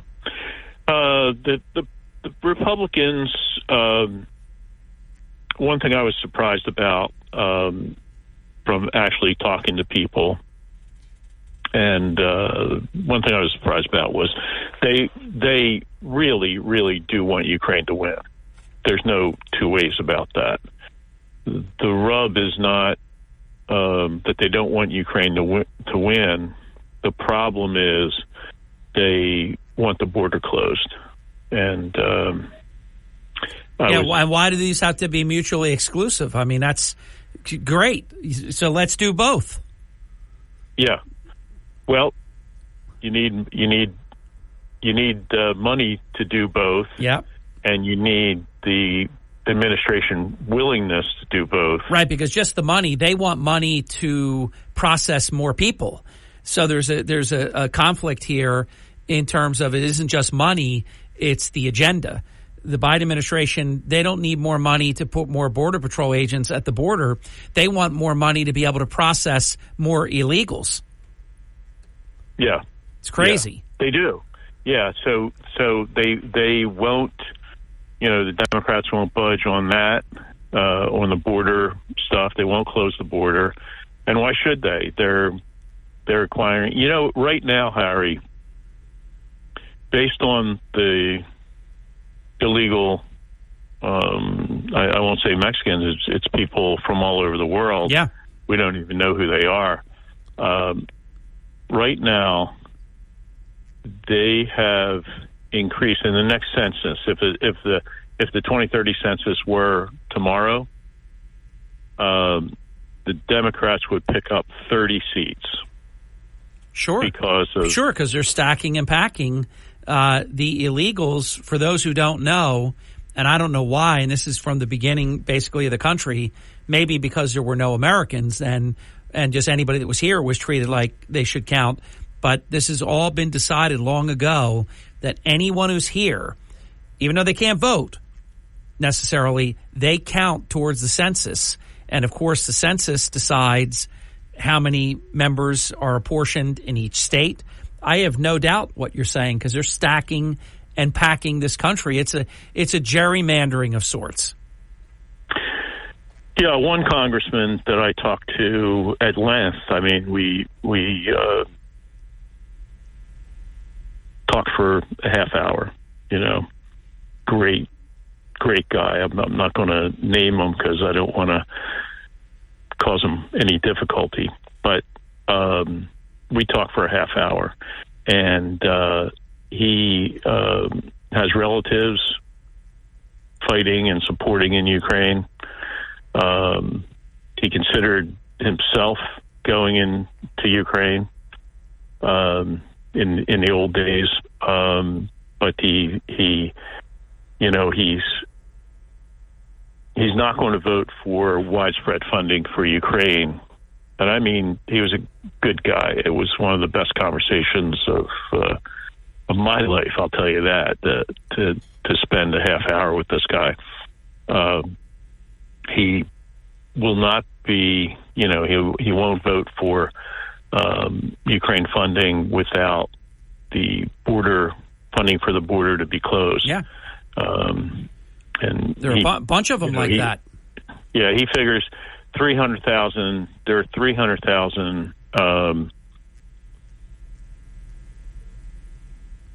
300,000 people dead because of the open border. So the Democrats certainly, the question is, why are they doing this? Why are they taking the stand? It's certainly not because they love the Mexicans or the Guatemalans or the Salvadorians that, or the Chinese that are coming over, or the Middle Eastern people who are coming over. Certainly not. Because those people are getting raped and trafficked, children separated from their parents forever, sucked up into the human trafficking system. John, let me get the break in, and please pick up right where we're leaving off right now. We're at 18 minutes past the hour. I could not agree more with what the counselor is saying. They're stacking and packing the census, and they very well know that they are creating millions of future Democrat voters, and they are willing to allow horrible things like Laken Riley. I'm looking at a story right now, a young teenager who was driving his car, demolished by an illegal who shouldn't be here in a horrific, deadly car crash. And then, of course, you have all the other examples of what this has done to date. And we now find out they're flying, we can prove 325,000 from other countries, bringing them right in. It's like they don't even have to get here now. We'll go get them. We're importing them. It is stunning what's going on. But they know exactly what they're doing. The fentanyl that's killing, everything that's the human trafficking. I saw something last night, John, that was horrific. I've heard of them, but I don't know the name of the person. I know the name of the digital news site, Muckraker. They followed a van with young children, like babies. I'm using the term babies, but they were very, very young. Not babies, but very, very young. Not even teenagers. And they are transporting these teenagers and putting them into the custody of people with sexual criminal records with children. This is unbelievable what's going on in our country, and the Democrats know it, and they don't care. Hurley in the morning. It's a woke society, and I am fed up with it. WPG Talk Radio 95.5. Starting your day the right way with Hurley in the morning. WPG Talk Radio 95.5 and the WPG Talk Radio app. A $500 Visa gift card is up for grabs now on the WPG Talk Radio app. You're waking up with Hurley in the morning on South Jersey's talk station, WPG Talk Radio 95.5. 25 minutes past the hour with John Zarek. We continue Smart Law with John Zarek. Counselor, time is yours. Yes, Harry, one thing I learned when I was spending that day at the House of Representatives was, it's very easy to demonize people or write people off or ascribe negative motives to people. It's quite another thing when you're talking to them face to face. Yeah. That's one thing that I, was very impressed with. In fact, one of the congressmen who I really would have branded almost public enemy number one with regard to Ukraine, actually wants nothing more than Ukraine to win. And there are a lot of, I'd have to identify them to explain all the circumstances, but it's really a dilemma for them, yeah, it's terrible. It's really a dilemma for them. But they've been holding tight, though, John. Yeah, it's really a dilemma. So I think my proposal was, and I did have the opportunity to speak for quite a while with with a defense advisor to the speaker, and we spent 20 minutes together. Yes, actually, it took me into the speaker's office. The speaker wasn't there, but we sat and really went over. He was interested in what I saw when I was there, what I heard from my friends when I was there, and my proposal is that they, pass. Like in my experience, based on what I hear, everything that I know, the 155 rounds are really the absolute biggest. The lack of that is the biggest contributor to Ukrainian casualties. And, my proposal is that they carve out something to carve out a very small bill, at least to stop the killing with regard to that shortage. And, load it up with every control known to man, every way to guard the stuff, to make sure it's not stolen. I don't think that's a big threat anyway, but, I think that would make it more palatable to the American people and maybe congressmen who are opposed to Ukraine aid at this time, to at least stop that aspect of the killing, because it's really just stupid and wasteful to have these, real patriots, really skilled guys getting killed. John, by the way, do they feel bad about it? I mean, if I was in there and there was some, crooked agenda that we were conflating things that are not even related because we want to fix the border, it's like they're using the other thing to try to fix the other. But I would feel guilty every time someone dies that doesn't have to die. I mean, they can't let this go on much longer. That's one of the reasons that I'm very, very glad I spent the day. And it won't be the last time I spent there, I'll guarantee you that. But I'm glad I spent the day because I realize it's painful for them. They know the consequences of what they're doing, and it's just their best call. Now, I disagree with that call, but I don't have, except in a couple cases, I would think, except in a couple cases, the people, they understand the consequences of what their stance is, and it does give them pain, I believe. I would hope so. At least in my perspective. So, it's as I said, it's easy to label, criticize, write off people when, they're abstract, in the abstract. But it's quite another thing to be talking face to face and to see how much people want to do the right thing on both sides of the issue. So, when you talk to people about it, and this is both sides, and I talked to people who were, ready to sign the bill to fund Ukraine for the $60 billion, and I talked to people who were not. They realize the seriousness of what they're dealing with, and they realize the dilemma that they and the country are in. So, I think my preference, of course, would be, give the Ukrainians what they need. We said we'd help them. We did help them.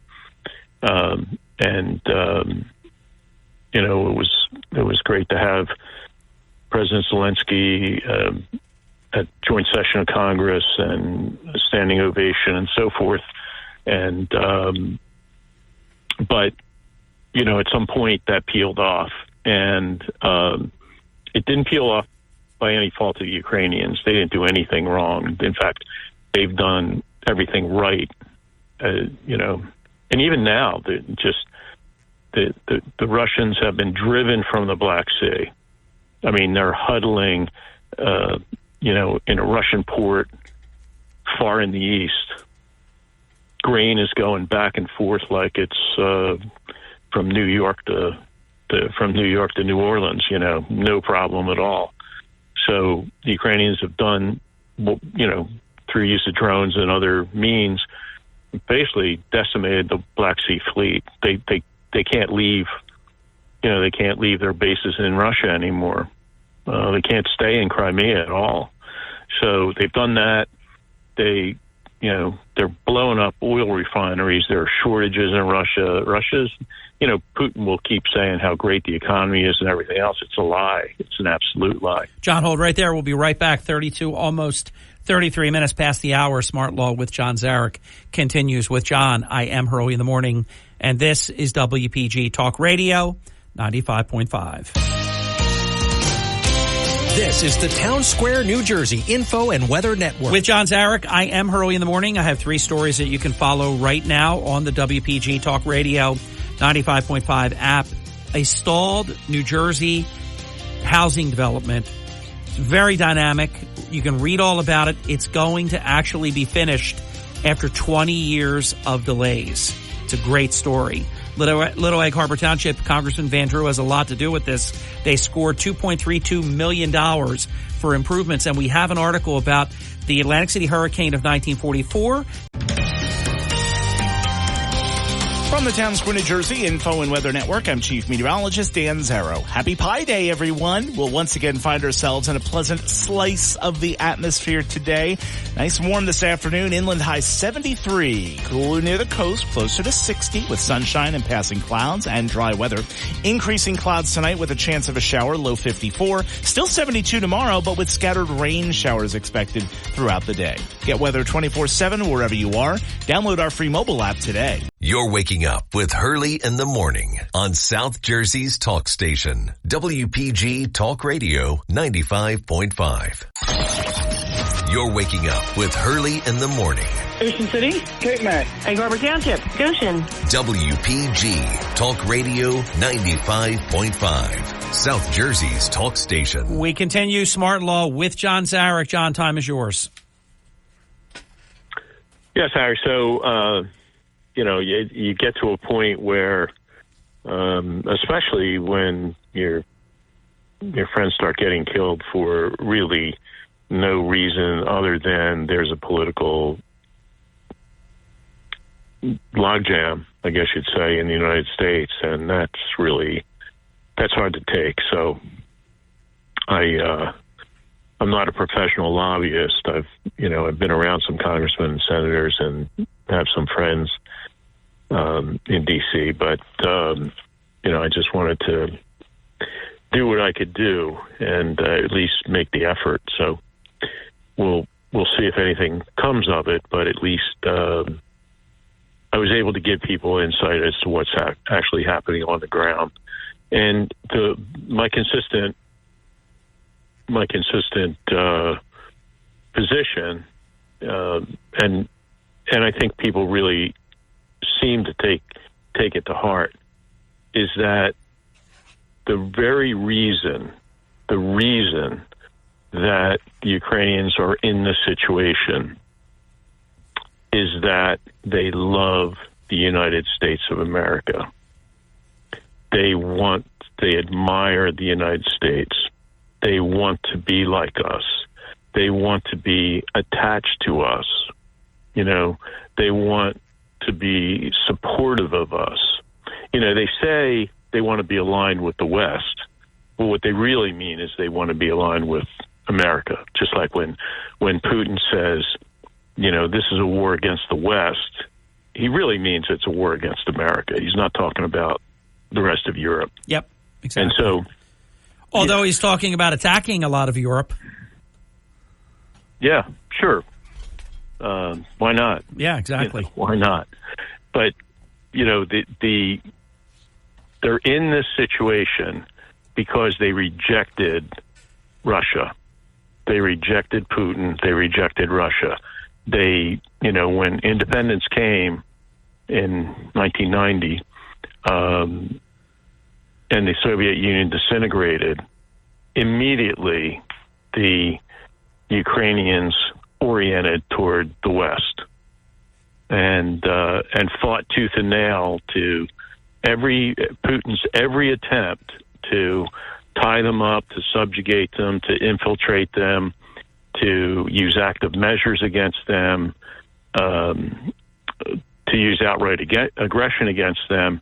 They've resisted all along the way and refused. In fact, the invasion in 2014 was triggered by, you know, Putin had a Russian stooge in. I always remind me. Was that Russian stooge Boris bad enough? John, let's get the last break in, and then we're going to have more than 10 minutes uninterrupted when we come back. I think that was Boris and Natasha. I don't know Natasha's last name. She did have one, but I do remember Boris bad enough. With John Zarek, we continue right after this. Wake up weekday mornings with Hurley in the Morning. This is the stuff we need to talk about. WPG Talk Radio 95.5. WPG Talk Radio 95.5. Hurley in the Morning. Not only the news, but perspective too. WPG Talk Radio 95.5. Welcome back. I'm Hurley in the Morning with John Zarek. It's 49 minutes past the hour. John, you were saying? Well, I was saying the reason that and this is one thing with every congressman I talk to, the reason the Ukrainians are in this situation is that they love the United States. That's it. They want to be attached to us. They want to support us. They believe in us. There are 8 million Ukrainians in the United States, you know. Yeah. And just as powerfully, though, John, they love themselves and they don't want to be Russians. Of course. Yeah. And so they rejected Russia, and that's what has Putin so furious. You know, Putin almost had them. Yeah. He had them, you know, he had them 90% tied up. Yanukovych was the president of Ukraine. Yeah. And he was... He took the plane and the cash, right? Oh, yeah. Yeah. I wouldn't say that he was an outright Russian sympathizer. He was just a guy who happened to be the president, and Putin started laying cash on him and other valuables, and he had him bribed them basically, and so the Ukrainians were about to sign an agreement taking them to the West, with the European Union and so forth. And at the last, the whole country was out of their minds with happiness, over that. They wanted to be aligned with the West, and this was their big step. And at the last minute, Putin flew him to Russia, and when he came back, and of course he told them it was, you do what we say, we'll give you more wealth than you ever saw. Yep. And he sold his country out. Yeah, and basically, if you don't do what we say, we're going to whack you. Yeah, that was. Yeah, you can either live a nice long life and be very rich, or we kill you. Which is it going to be? And we know which way he went. Answer this question for me, John. We have all these folks that are trashing Israel right now. I'm coming back to Ukraine. You'll see. It's just a quick pivot. It's all in the same question. The pressure being brought to bear, that Israel should, do this ceasefire and, acquiesce and two-state solution with terrorists that want them exterminated from the planet. And then even the Pope, and look, I always respect the Pope. This is my least favorite Pope of all time and certainly of my lifetime. He comes out of nowhere saying that Ukraine should wave the white flag. Why is it always coming after the good guys?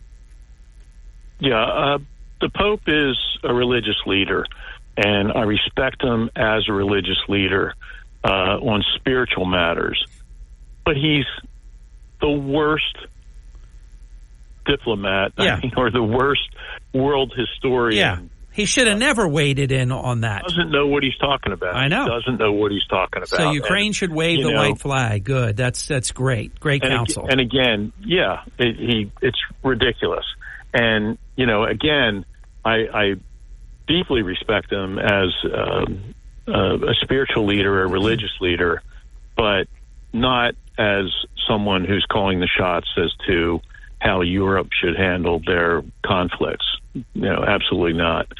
So, he's, and there are plenty of people that are willing to speak up and think they know what's going on, but very few people really do. But I do know this, that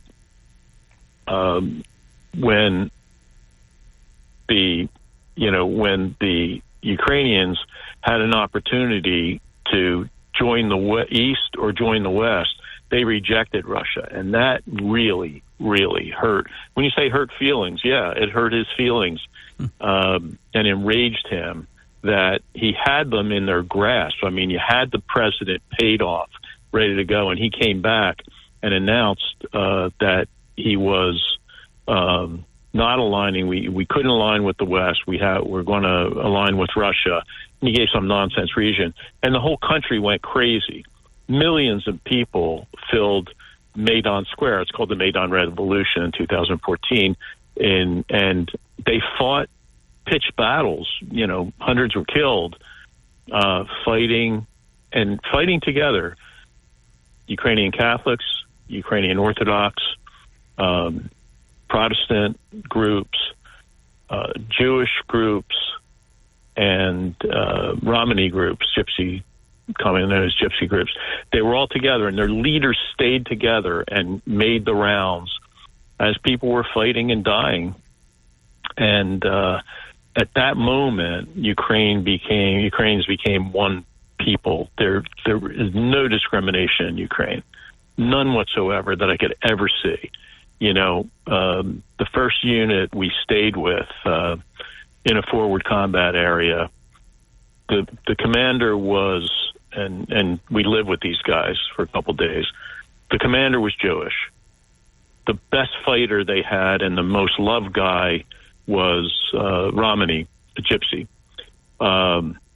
There were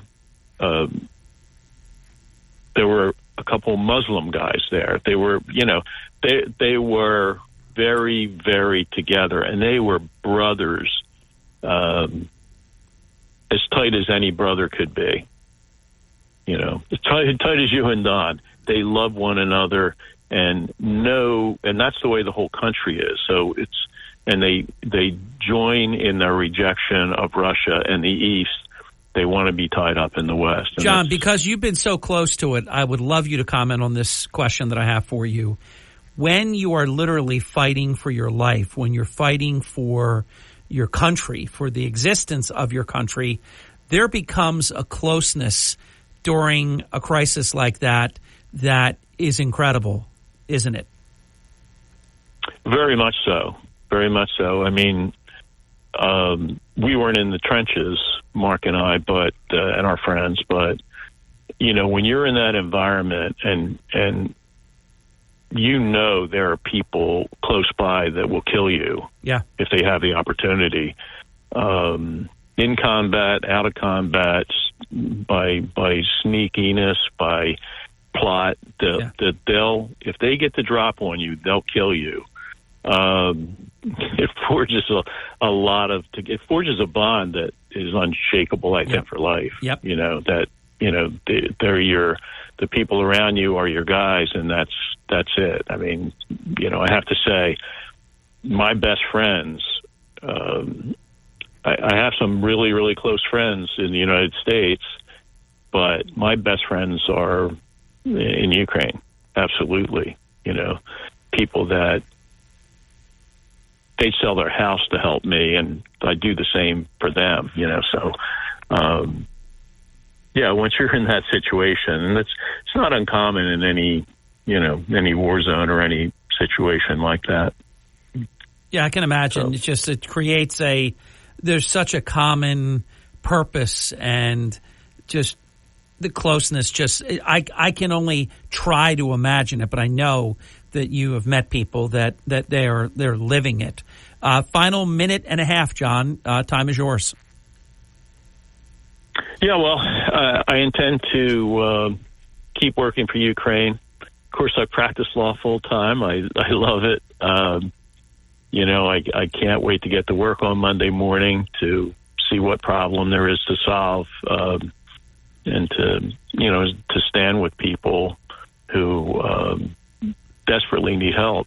I love that. I'm really grateful for that opportunity, but I'm also grateful for the opportunity to help Ukraine, support Ukraine, work for Ukraine, raise money for Ukraine. Of course, our charity is UkraineHumanitarian.org, UkraineHumanitarian.org, and we need help. We need help all the time. Do you think that a year from now, I remember saying this to you at the year point, do you think a year from now we will be talking about more than 3 years of this war? Is this literally going to go on and on and on? I think if the United States cuts loose, and that may be a matter too of a Republican president getting elected too. If we cut Ukraine loose, Russia would win, correct? Oh, in a minute, very, very quickly. Yeah. You can't, United States is, everybody's helping. 10 seconds. The United States is the important part of that. Let me jump in real quick because I have to do this before we run out of time. Smart Law with John Zarek, presented and sponsored by the law offices of John Zarek. John, thank you. 3 Millville. Thank you so much. Media Station. My friend. Everything you need to know in 6 minutes starts now.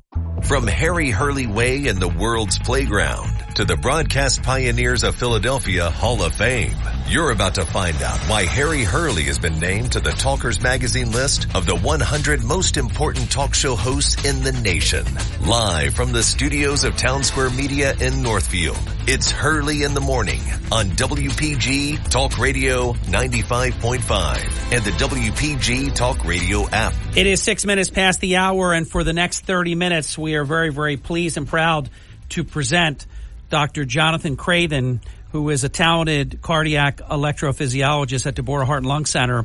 Deborah Heart and Lung Center presents and sponsors this important monthly program, and we've been with them between the television program and the radio program of Deborah Heart and Lung Center Presents for the past 32 years, which really is quite extraordinary. Dr. Jonathan Craven, I mentioned, is an electrophysiologist. He's board certified in cardiovascular disease, clinical cardiac electrophysiology, and nuclear cardiology. Dr. Crathen earned his medical degree at Toro College of Osteopathic Medicine in New York. After medical school, he completed a residency in internal medicine at Seton Hall University, St. Francis Medical Center in New Jersey. He went on to complete a fellowship in cardiology at Deborah Heart and Lung Center and a fellowship in clinical cardiac electrophysiology at Cooper University Hospital in New York. Dr. Crathen's special interests include atrial fibrillation, arrhythmias, ablations, ventricle tachycardia, and pacemakers. He has participated in clinical research studies and authored articles in peer-reviewed medical journals. Dr. Crathen, welcome to the program, sir. Good morning, Harry. Thanks for having me. It is great to have you. We have a very important topic this half hour on Deborah Heart and Lung Center presents Dr. Crathen, and it is Know Your Risk for Heart Disease. So we're just off of the heels of National Heart Month last month, and here we go. What health conditions, Dr. Crathen, increase a person's risk of heart disease? Big health conditions that really increase a person's risk of heart disease would be things like high blood pressure, diabetes mellitus, and high cholesterol or hyperlipidemia. Are there behaviors, lifestyle behaviors, that increase the risk of heart disease? Yeah, the most studied lifestyle behaviors that can increase your risk of heart disease include smoking, excessive alcohol use, and even poor sleep habits. Is there a decided, I guess they say everybody is different. Some people sleep a lot of hours, some people sleep very few. Is there a recommended number of hours of sleep that would give the average person, typical person, restorative sleep? Yeah, so most of the guideline recommendations are for 7 to 9 hours of uninterrupted sleep. Do we find that a lot of the things I read, Dr. Crathen, a lot of people aren't getting anywhere near that? That's correct. A lot of people are practicing poor sleep hygiene, falling asleep with the TV on, staying up late, caffeine or alcohol right before bed. But probably the majority of patients can improve their sleep. Without a doubt. Dr. Crathen, talk about the familial history, heredity. Does that play a role in heart disease? Absolutely. Family history and genetics play a huge role in heart disease. Things like high blood pressure and high cholesterol, as well as premature coronary artery disease, are all passed on to us from our parents. The numbers that you should pay attention to in regard to your health, your heart health, what are the numbers? The big three that we talk about are your blood pressure, your cholesterol level, specifically your low-density lipoprotein, or LDL, and your body mass index, which is a ratio of body height to weight, to get an idea of what your body mass really looks like. You are listening to Dr. Jonathan Crathen from Deborah Heart and Lung Center, and let me remind all of our listeners, because as you hear this information, if you're dealing with something that you've been either kicking the can and just not paying attention to it, or you hear something that sort of makes you feel like Dr. Crathen is actually catching your attention and speaking directly to you, do not hesitate to call 609-621-2080, 609-621-2080, or you can do the same digitally, any digital device. Go to demanddeborah.org. Deborah Specialty Physicians at Galloway is right here in the Atlantic County, New Jersey area as well, and that phone number is 609-836-6614. That's 609-836-6614. How often should someone check or monitor their numbers? Because I guess you could get crazy about this in terms of taking your blood pressure and all of this. But what do you generally recommend in terms of monitoring things like blood pressure, cholesterol, BMI, and such? But for the average patient, we usually recommend checking things like cholesterol every 6 months.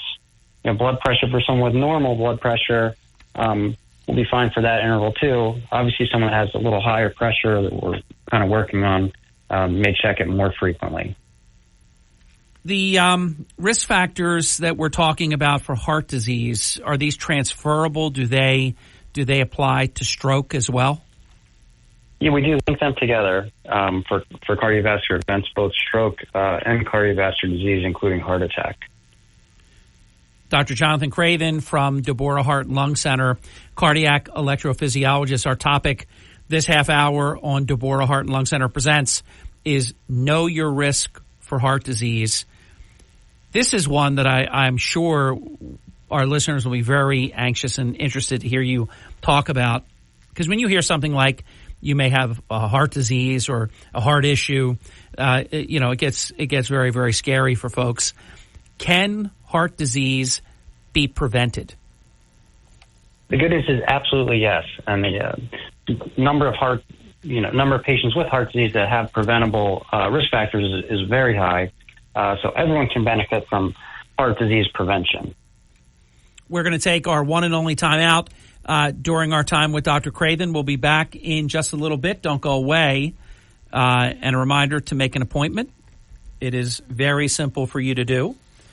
Simply call 609-621-2080, or digitally you can go to demanddeborah.org. Back with cardiac electrophysiologist Dr. Jonathan Craven. Right after this, it's Deborah Heart and Lung Center Presents, a wide-ranging discussion about knowing your risk for heart disease. We continue right after this. Starting your day the right way with Hurley in the morning. It's a refreshing drive to work in the morning. WPG Talk Radio 95.5. Hurley in the morning. WPG Talk Radio 95.5 and the WPG Talk Radio app. You're waking up with Hurley in the morning. Brigantine. Mays Landing. EHT. Ocean City. WPG Talk Radio 95.5. South Jersey's talk station. Thank you. Welcome back. It's Deborah Heart and Lung Center presents Dr. Jonathan Craven, a talented cardiac electrophysiologist at Deborah Heart and Lung Center. And again, to make an appointment, very, very simple to do.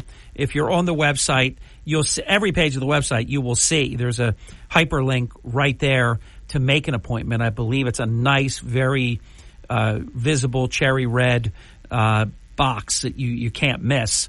And if you go to demanddeborah.org, you can do so digitally, or if you prefer to call and speak with someone, you can call 609-621-2080. Easy prompts that will get you right in touch with the scheduling folks. 609-621-2080, demanddeborah.org.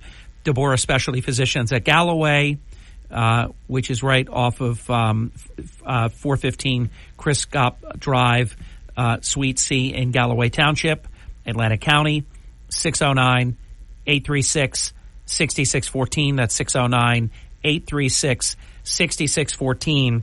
We love to hear from Dr. Craven's listeners, and a guest listener did check in digitally, and I want to pose this to you for comment, Dr. Craven. This gentleman writes, and we're going to protect the innocent, although I do know who this person is very well. I didn't know all this, but I knew a lot of it, but not all of it. I did a sleep test not long ago, and I stopped breathing 800 times a night. I had a severe sleep apnea. My health was downhill. I was on blood pressure medicine, congenital heart disease in the family, and this individual has been on a CPAP machine. Since all of this, he has now lost 40 pounds. He's been exercising. He's been getting at least 7 hours of restful sleep per night. And this is a hard-charging business owner with a lot of responsibility, employees, and all of this, Dr. Craven. He didn't say that. I'm just giving you a little bit of background. It has changed my entire habit and my health. I feel so much better, and I have a lot more energy. Can't wait to see what my cardiologist has to say when I go back to see him. So this really touches on an earlier part of your program, Dr. Craven. If you make decided positive changes and you put them into effect, you can significantly and positively impact your case. Comments? Yeah, I completely agree. Especially with a condition like obstructive sleep apnea, that has a very high association with cardiovascular disease. The main risks of obstructive sleep apnea affecting the heart would be things like high blood pressure in the pulmonary vascular system, heart failure, and even very relevant to my practice would be things like atrial fibrillation. Yeah. So getting those things treated certainly improves your quality of sleep and lung issues, but downstream significantly reduces your cardiovascular risk. And Dr. Craven, I mean, the whole narrative caught my attention. I mean, the blood pressure, the heredity issues of congenital heart disease in the family, everything that he was talking about. But the 800 times a night where literally you stop breathing, that means you're not getting restorative sleep because you're at war every night. Because your brain's saying, "Hey, wake up, guy! You're not breathing again." So you're waking up choking probably and all kinds of stuff. That is terrible, isn't it? Yeah, and it really affects a very large portion of the population. With some estimates saying at least 5% of the population has, undiagnosed obstructive sleep apnea. Wow. So if you're someone that has been told that you snore very loudly or you wake up and feel very tired, certainly worth being evaluated for obstructive sleep apnea. You are listening to Dr. Jonathan Craven from Deborah Heart and Lung Center, and the topic this half hour is know your risk for heart disease. This has sort of been the positive portion of the program because I posed the question last segment, Dr. Craven, can heart disease be prevented? And you gave a very skillful answer on that. Can heart disease be reversed? Well, the short answer is yes, that it can be reversed. Things like coronary artery disease, heart failure. We do have very excellent treatments that can reverse cardiovascular disease. The caveat being that earlier you treat it, the more reversible it is. Does heart disease, I think a lot of people are familiar because everybody seems to be affected very closely by someone they know, someone they're related to, in terms of cancer, and about stage 1, stage 2, stage 3, stage 4. Does heart disease have stages? Absolutely. If you look at the major cardiovascular diseases like coronary artery disease, it does have stages, going from mild obstructive coronary disease to moderate and severe.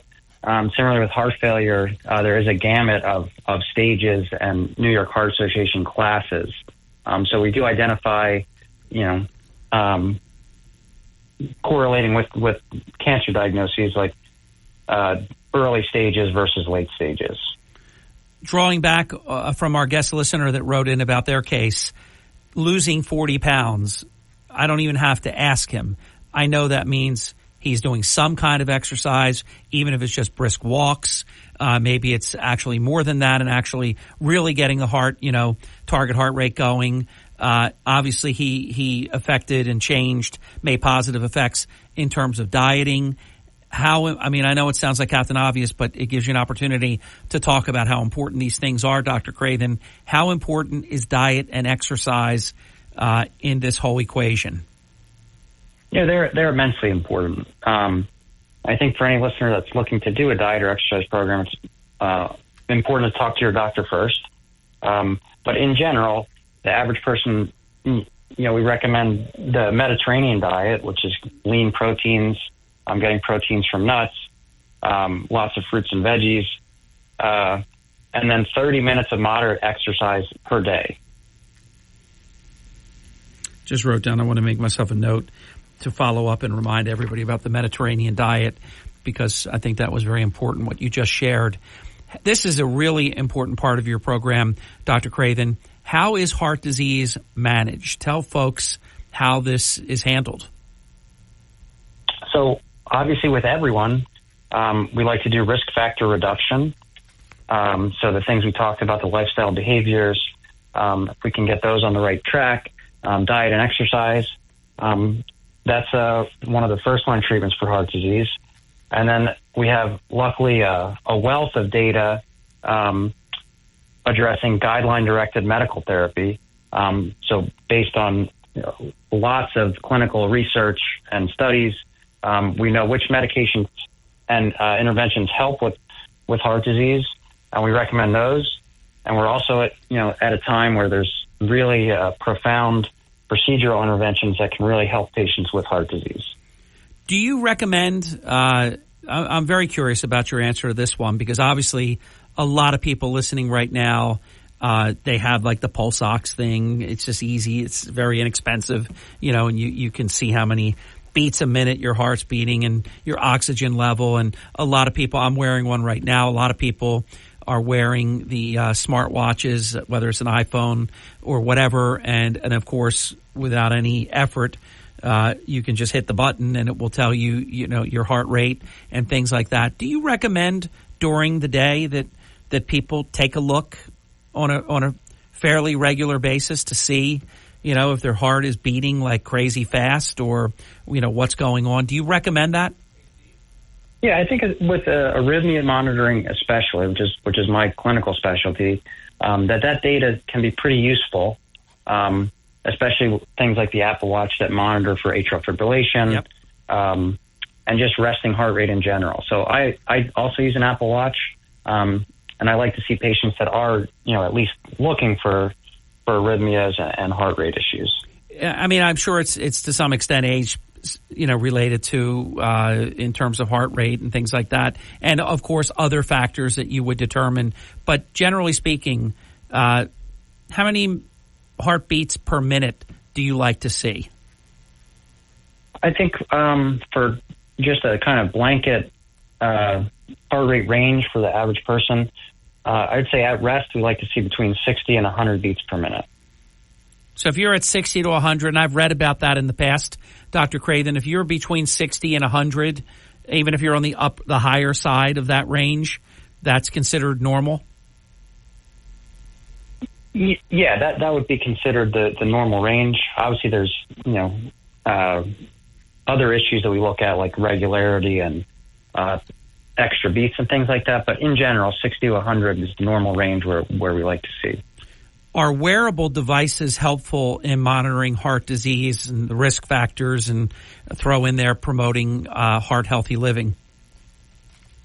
Yeah, I think if you're keeping an eye on your resting heart rate and looking out for arrhythmias, they can certainly be beneficial in reducing some of the risk of heart disease. Obviously, there's some things that we need to check, in the office, like cholesterol levels, blood pressure, and BMI. When you're looking, I know that BMI has gotten some people just absolutely incensed because it did get changed. Then people that were once considered not obese are suddenly considered to be obese. From a BMI standpoint, for those listening, body mass index, what is healthy there? So we put it into a calculator based on your height and weight. And we like to see, a number right in that so-called normal range. Obviously, there's outliers in the system.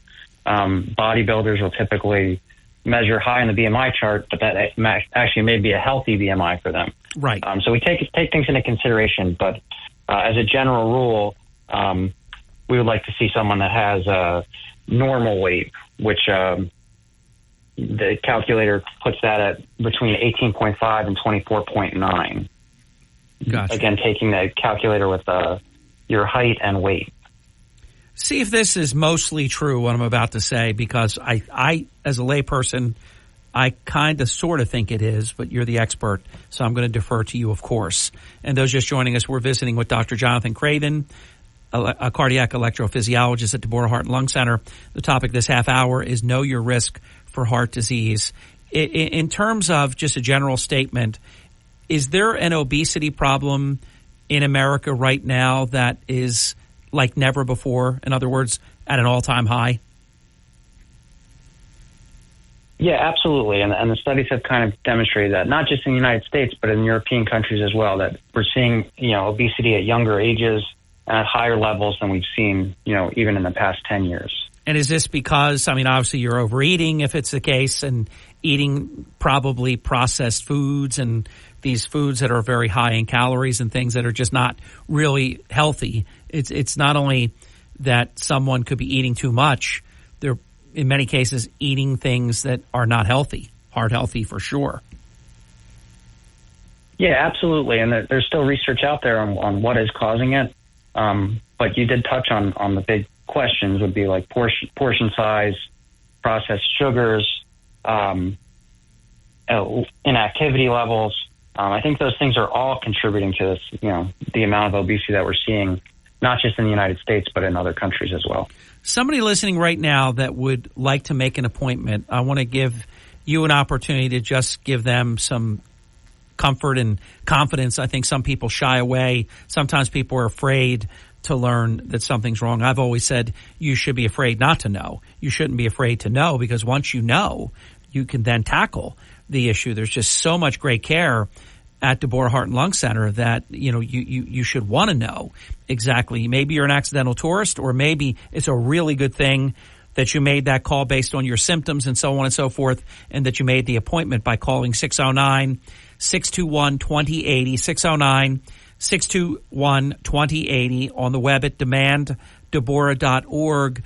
For someone that wants to make an appointment, give them an idea of what they would expect to encounter when they arrive at Deborah Heart and Lung Center, and some of the things, if they were going through your devices area of responsibility and things like that they might have to wear a Holter monitor or something. Give folks an idea of what they might encounter. Sure. So, I think a cardiologist's office is not that different than your regular doctor's office. We may do a little more things to look at the heart, like with an electrocardiogram, and check, or at least order, blood work to look at things like cholesterol. With arrhythmia monitoring, we certainly do a lot of Holter monitors, which is nowadays just a sticker that goes on your chest that can stay on for 2 weeks. That we get an idea of your heart's rhythm all the time. And the new cardiovascular disease, we do a lot of imaging with things like ultrasound, CAT scan, and even MRI, looking at the heart and vascular system. When you mentioned the 2 week period, I think that was a phenomenal upgrade. I remember years ago, maybe you would have it on for 24 hours, maybe for 3 days. But when you have a Holter monitor on for 2 weeks, it's really going to show what's going on, isn't it? Yeah, absolutely. Much better than looking at it for a shorter window. We do actually have longer monitors now with implantable devices, minimally invasive, that can actually monitor for up to 6 years. Final question, and then if there's anything you want to share in closing, the time will be yours, Dr. Craven. Why is it important to know your risk for heart disease? I think it's important to know your risk because you can do things to reduce the risk. And the old adage that an ounce of prevention is worth a pound of cure, I think certainly plays true in the cardiovascular system. And I always recommend that to my patients. Dr. Craven, anything you want to share in closing? Yeah, I think that Deborah.org offers a lot of great resources on knowing your number and heart health quizzes. And it's very easy to get an appointment with a Deborah cardiologist. And you can certainly improve your heart health with Deborah. That is a really important comment that you made about all those tools that are right there on the website. That was an outstanding close for the program. You've been listening to Dr. Jonathan Craven, cardiac electrophysiologist at Deborah Heart and Lung Center. And our topic this half hour on Deborah Heart and Lung Center Presents has been Know Your Risk for Heart Disease. To make an appointment, as Dr. Craven was just saying, you can call the main number, 609-621-2080. You can go online with your smartphone, any digital device, demanddeborah.org, and you will be directed. It will be very, very simple to see the hyperlink to scheduling an appointment. And there is the Galloway office, Deborah Specialty Physicians at Galloway at 609-836-6614. Dr. Craven, such a privilege, and I had such a good time talking with you. Thank you for sharing your expertise. My pleasure. Thank you again for having me. You're welcome, sir. Until we meet again. It is 37 minutes past the hour. Your turn to play. 609-407-1450. You can call me right now. We'll be back in just a little bit. Don't go away. In a world full of fake news, AI, and unverified information on social media, where can you get the latest, most accurate South Jersey news? WPG Talk Radio 95.5 and the WPG Talk Radio app. Don't wait for the newspaper to come in the mail. The WPG Talk Radio app is updated around the clock from New Jersey's largest radio news team. Accurate, dependable, reliable. When you need to know, it's WPG Talk Radio 95.5 and the WPG Talk Radio app. Starting your day the right way with Hurley in the Morning on South Jersey's talk station, WPG Talk Radio 95.5. You're listening to Hurley in the Morning. Established, reputable. WPG Talk Radio 95.5. Yeah, he's right. It's 43 minutes past the hour. Your phone call 609-407-1450. 609-407-1450. Hope you'll check in. Welcome to Hurley in the Morning. You're on the air. Hey, Harry, it's your octogenarian friend. Oh, you youngster. How are you? I'm okay. I've been listening to you all these weeks and months that I haven't called in, but I'm going to just ask you to tell me why I don't hear much about where the senior citizens fit in the voting equation. You keep talking about the African Americans, the Spanish Americans. I don't hear anything about how important the senior vote is. Well, it's most important because more seniors vote than any other demographic. I think it might be, right. I think it might actually be just taken for granted, where it's just just understood that you are what's called a likely voter. You never miss an election. Likely voter is someone that has voted in 3 consecutive presidential elections. With senior citizens, it's not 3. It's a lifetime's worth. I mean, I'm not a senior citizen yet, but I'm getting there. I've never missed an election in my life since I was 18. I haven't either. Yeah, I'm a likely voter, like you. General Eisenhower was the first one I voted for, and I haven't missed since. Yeah, just to show you the difference, my first election that I was eligible for president was because I was an 18-year-old voter and voted prior, but my first presidential election didn't come until I was 20 because it was, just happened to be when I was born. Yep. So my first president that I voted for was Ronald Reagan, and I did vote for him. And it was funny, too, because I was 20 years old and didn't have a lot. I had a lot of political opinions within the next 3 to 5 years after. Didn't have a lot at that time, but I would never forget. He was still with me then. He had passed away about a year later. I would listen to my father with these crazy things that Jimmy Carter was saying and doing, telling people to put a sweater on and, and turn your heat down. And my father did not care for Jimmy Carter, and that obviously made quite an impression on me, and I voted for Ronald Reagan. Okay. That was my entry into voting. I want to just thank you for that clarification for myself, because I don't hear them mention, and I didn't realize what category we fell into. You're top of the heap. It's I believe a total taken for granted that 65 and older is the most reliable demographic in America today, voting wise. Well, tell all those seniors out there to still keep up the good work and vote MAGA. Oh, you know it. Good to talk to you. You too. Thank you. Bye. Have a great day. Bye-bye. Such a good point. And look, I think that Democrats take African-American voters for granted. I think Democrats take Jewish voters for granted, where you believe that you just, no matter what you do, if you do not serve correctly, you just believe that monolithically that should be yours. Now, with senior citizens, it's not monolithic. It's ideological. It's also a byproduct of what is going on, because your senior citizen voter, and this is a profile that's not perfect, but it's a general statement, it is true. Fixed income in many cases. So how do you think it's going right now for what I call seasoned citizens that are paying 40% more for energy than they did when Trump was president, 30-some% more for food, and you could go through every item, basically.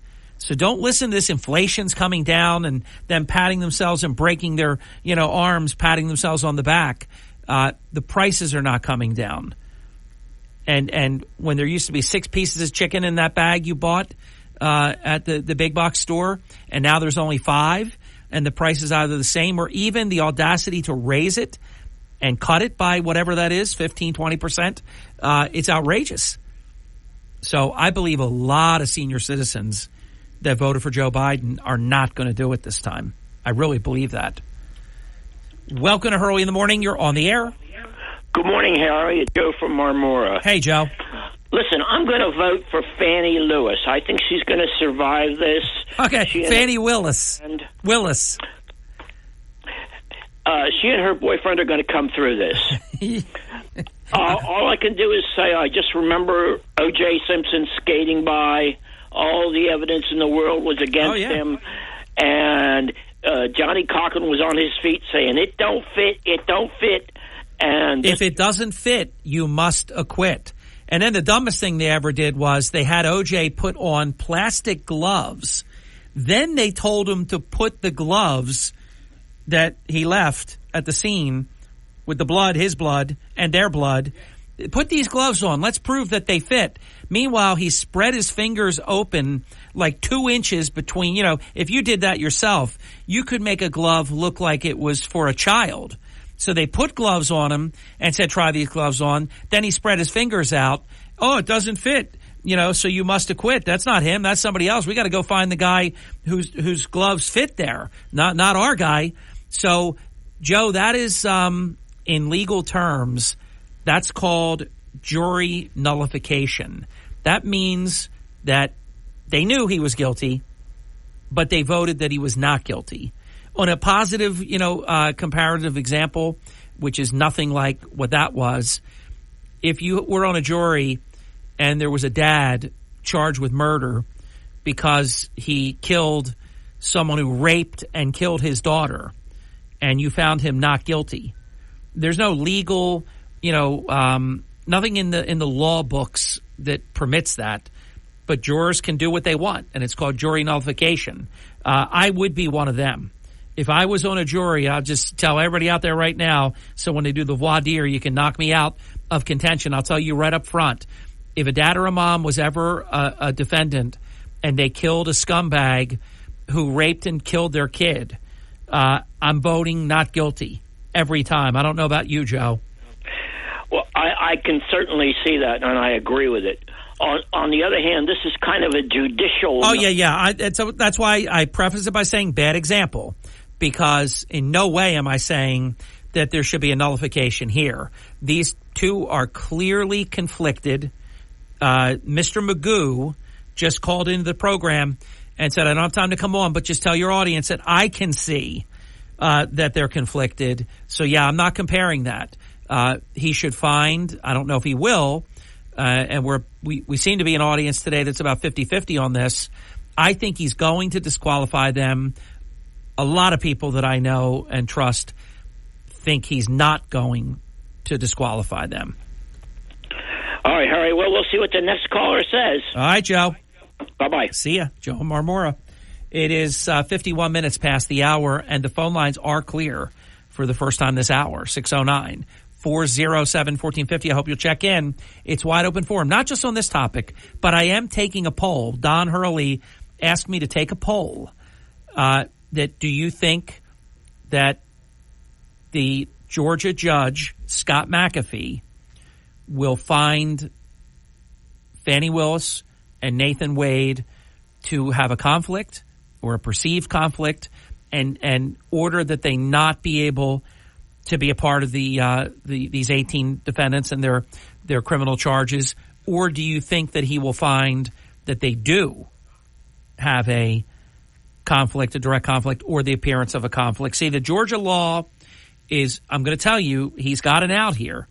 It's very ambiguous whether you have to have a direct conflict or whether you have to have an appearance of a conflict. Now, I'm not a lawyer, and I'm certainly not a judge, but of course they have a conflict. It's obvious that they have a conflict. Just go reread or rewatch their testimony. They have a conflict. No doubt about it. You'll be the next caller as soon as we come back after this. Don't go away. This is Wake Up weekday mornings with Hurley in the Morning. Cut the BS and let's get to the truth. WPG Talk Radio 95.5. WPGG Atlantic City. WENJ HD3 Millville. A Town Square media station. Hey, it's Jesse Kelly. Are you still on the fence about owning gold? It's time to pull the trigger with the Oxford Gold Group and buy gold and silver. Nobody can predict the future, but we can't put our head in the sand either. The Oxford Gold Group are the pros. They make owning gold and silver simple and easy to understand. Call Oxford Gold Group right now and you may qualify for up to $10,000 in free precious metals. Call 833-995-GOLD. That's 833-995-GOLD. Fraudulent tax returns due to identity theft increased by 30% in 2023. If you're in a bind this tax season, LifeLock can help. Their U.S.-based restoration specialists are dedicated to helping solve identity theft issues, and all plans are backed by the $1 Million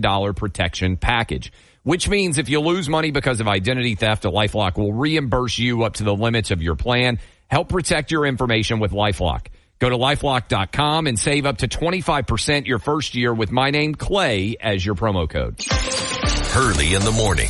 We need proper representation. WPG Talk Radio 95.5. And you found just the right place. We're in open forum. I hope you'll check in at 609-407-1450 with what is important to you. If you don't mind entertaining my poll question, my brother suggested several hours ago that we do a poll in terms of, do you believe that the Georgia Fulton County judge, Scott McAfee, will he find, because he's got, I'm telling you, my spidey senses are tingling all over the place because he knocked out 6 charges yesterday. 3 Trump, 3 Giuliani, and some of the other 18 defendants.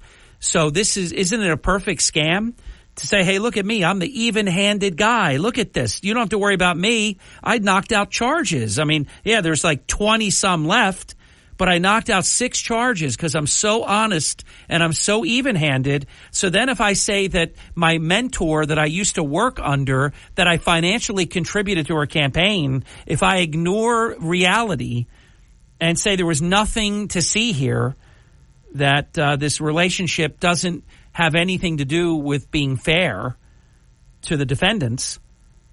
So I think he's kind of built, even though I'm saying he's going to do the right thing, I think he built, why did he do that yesterday? Why didn't he do the whole thing at one time? So I think he built something in so that the old expression in politics is you give a little something for everybody.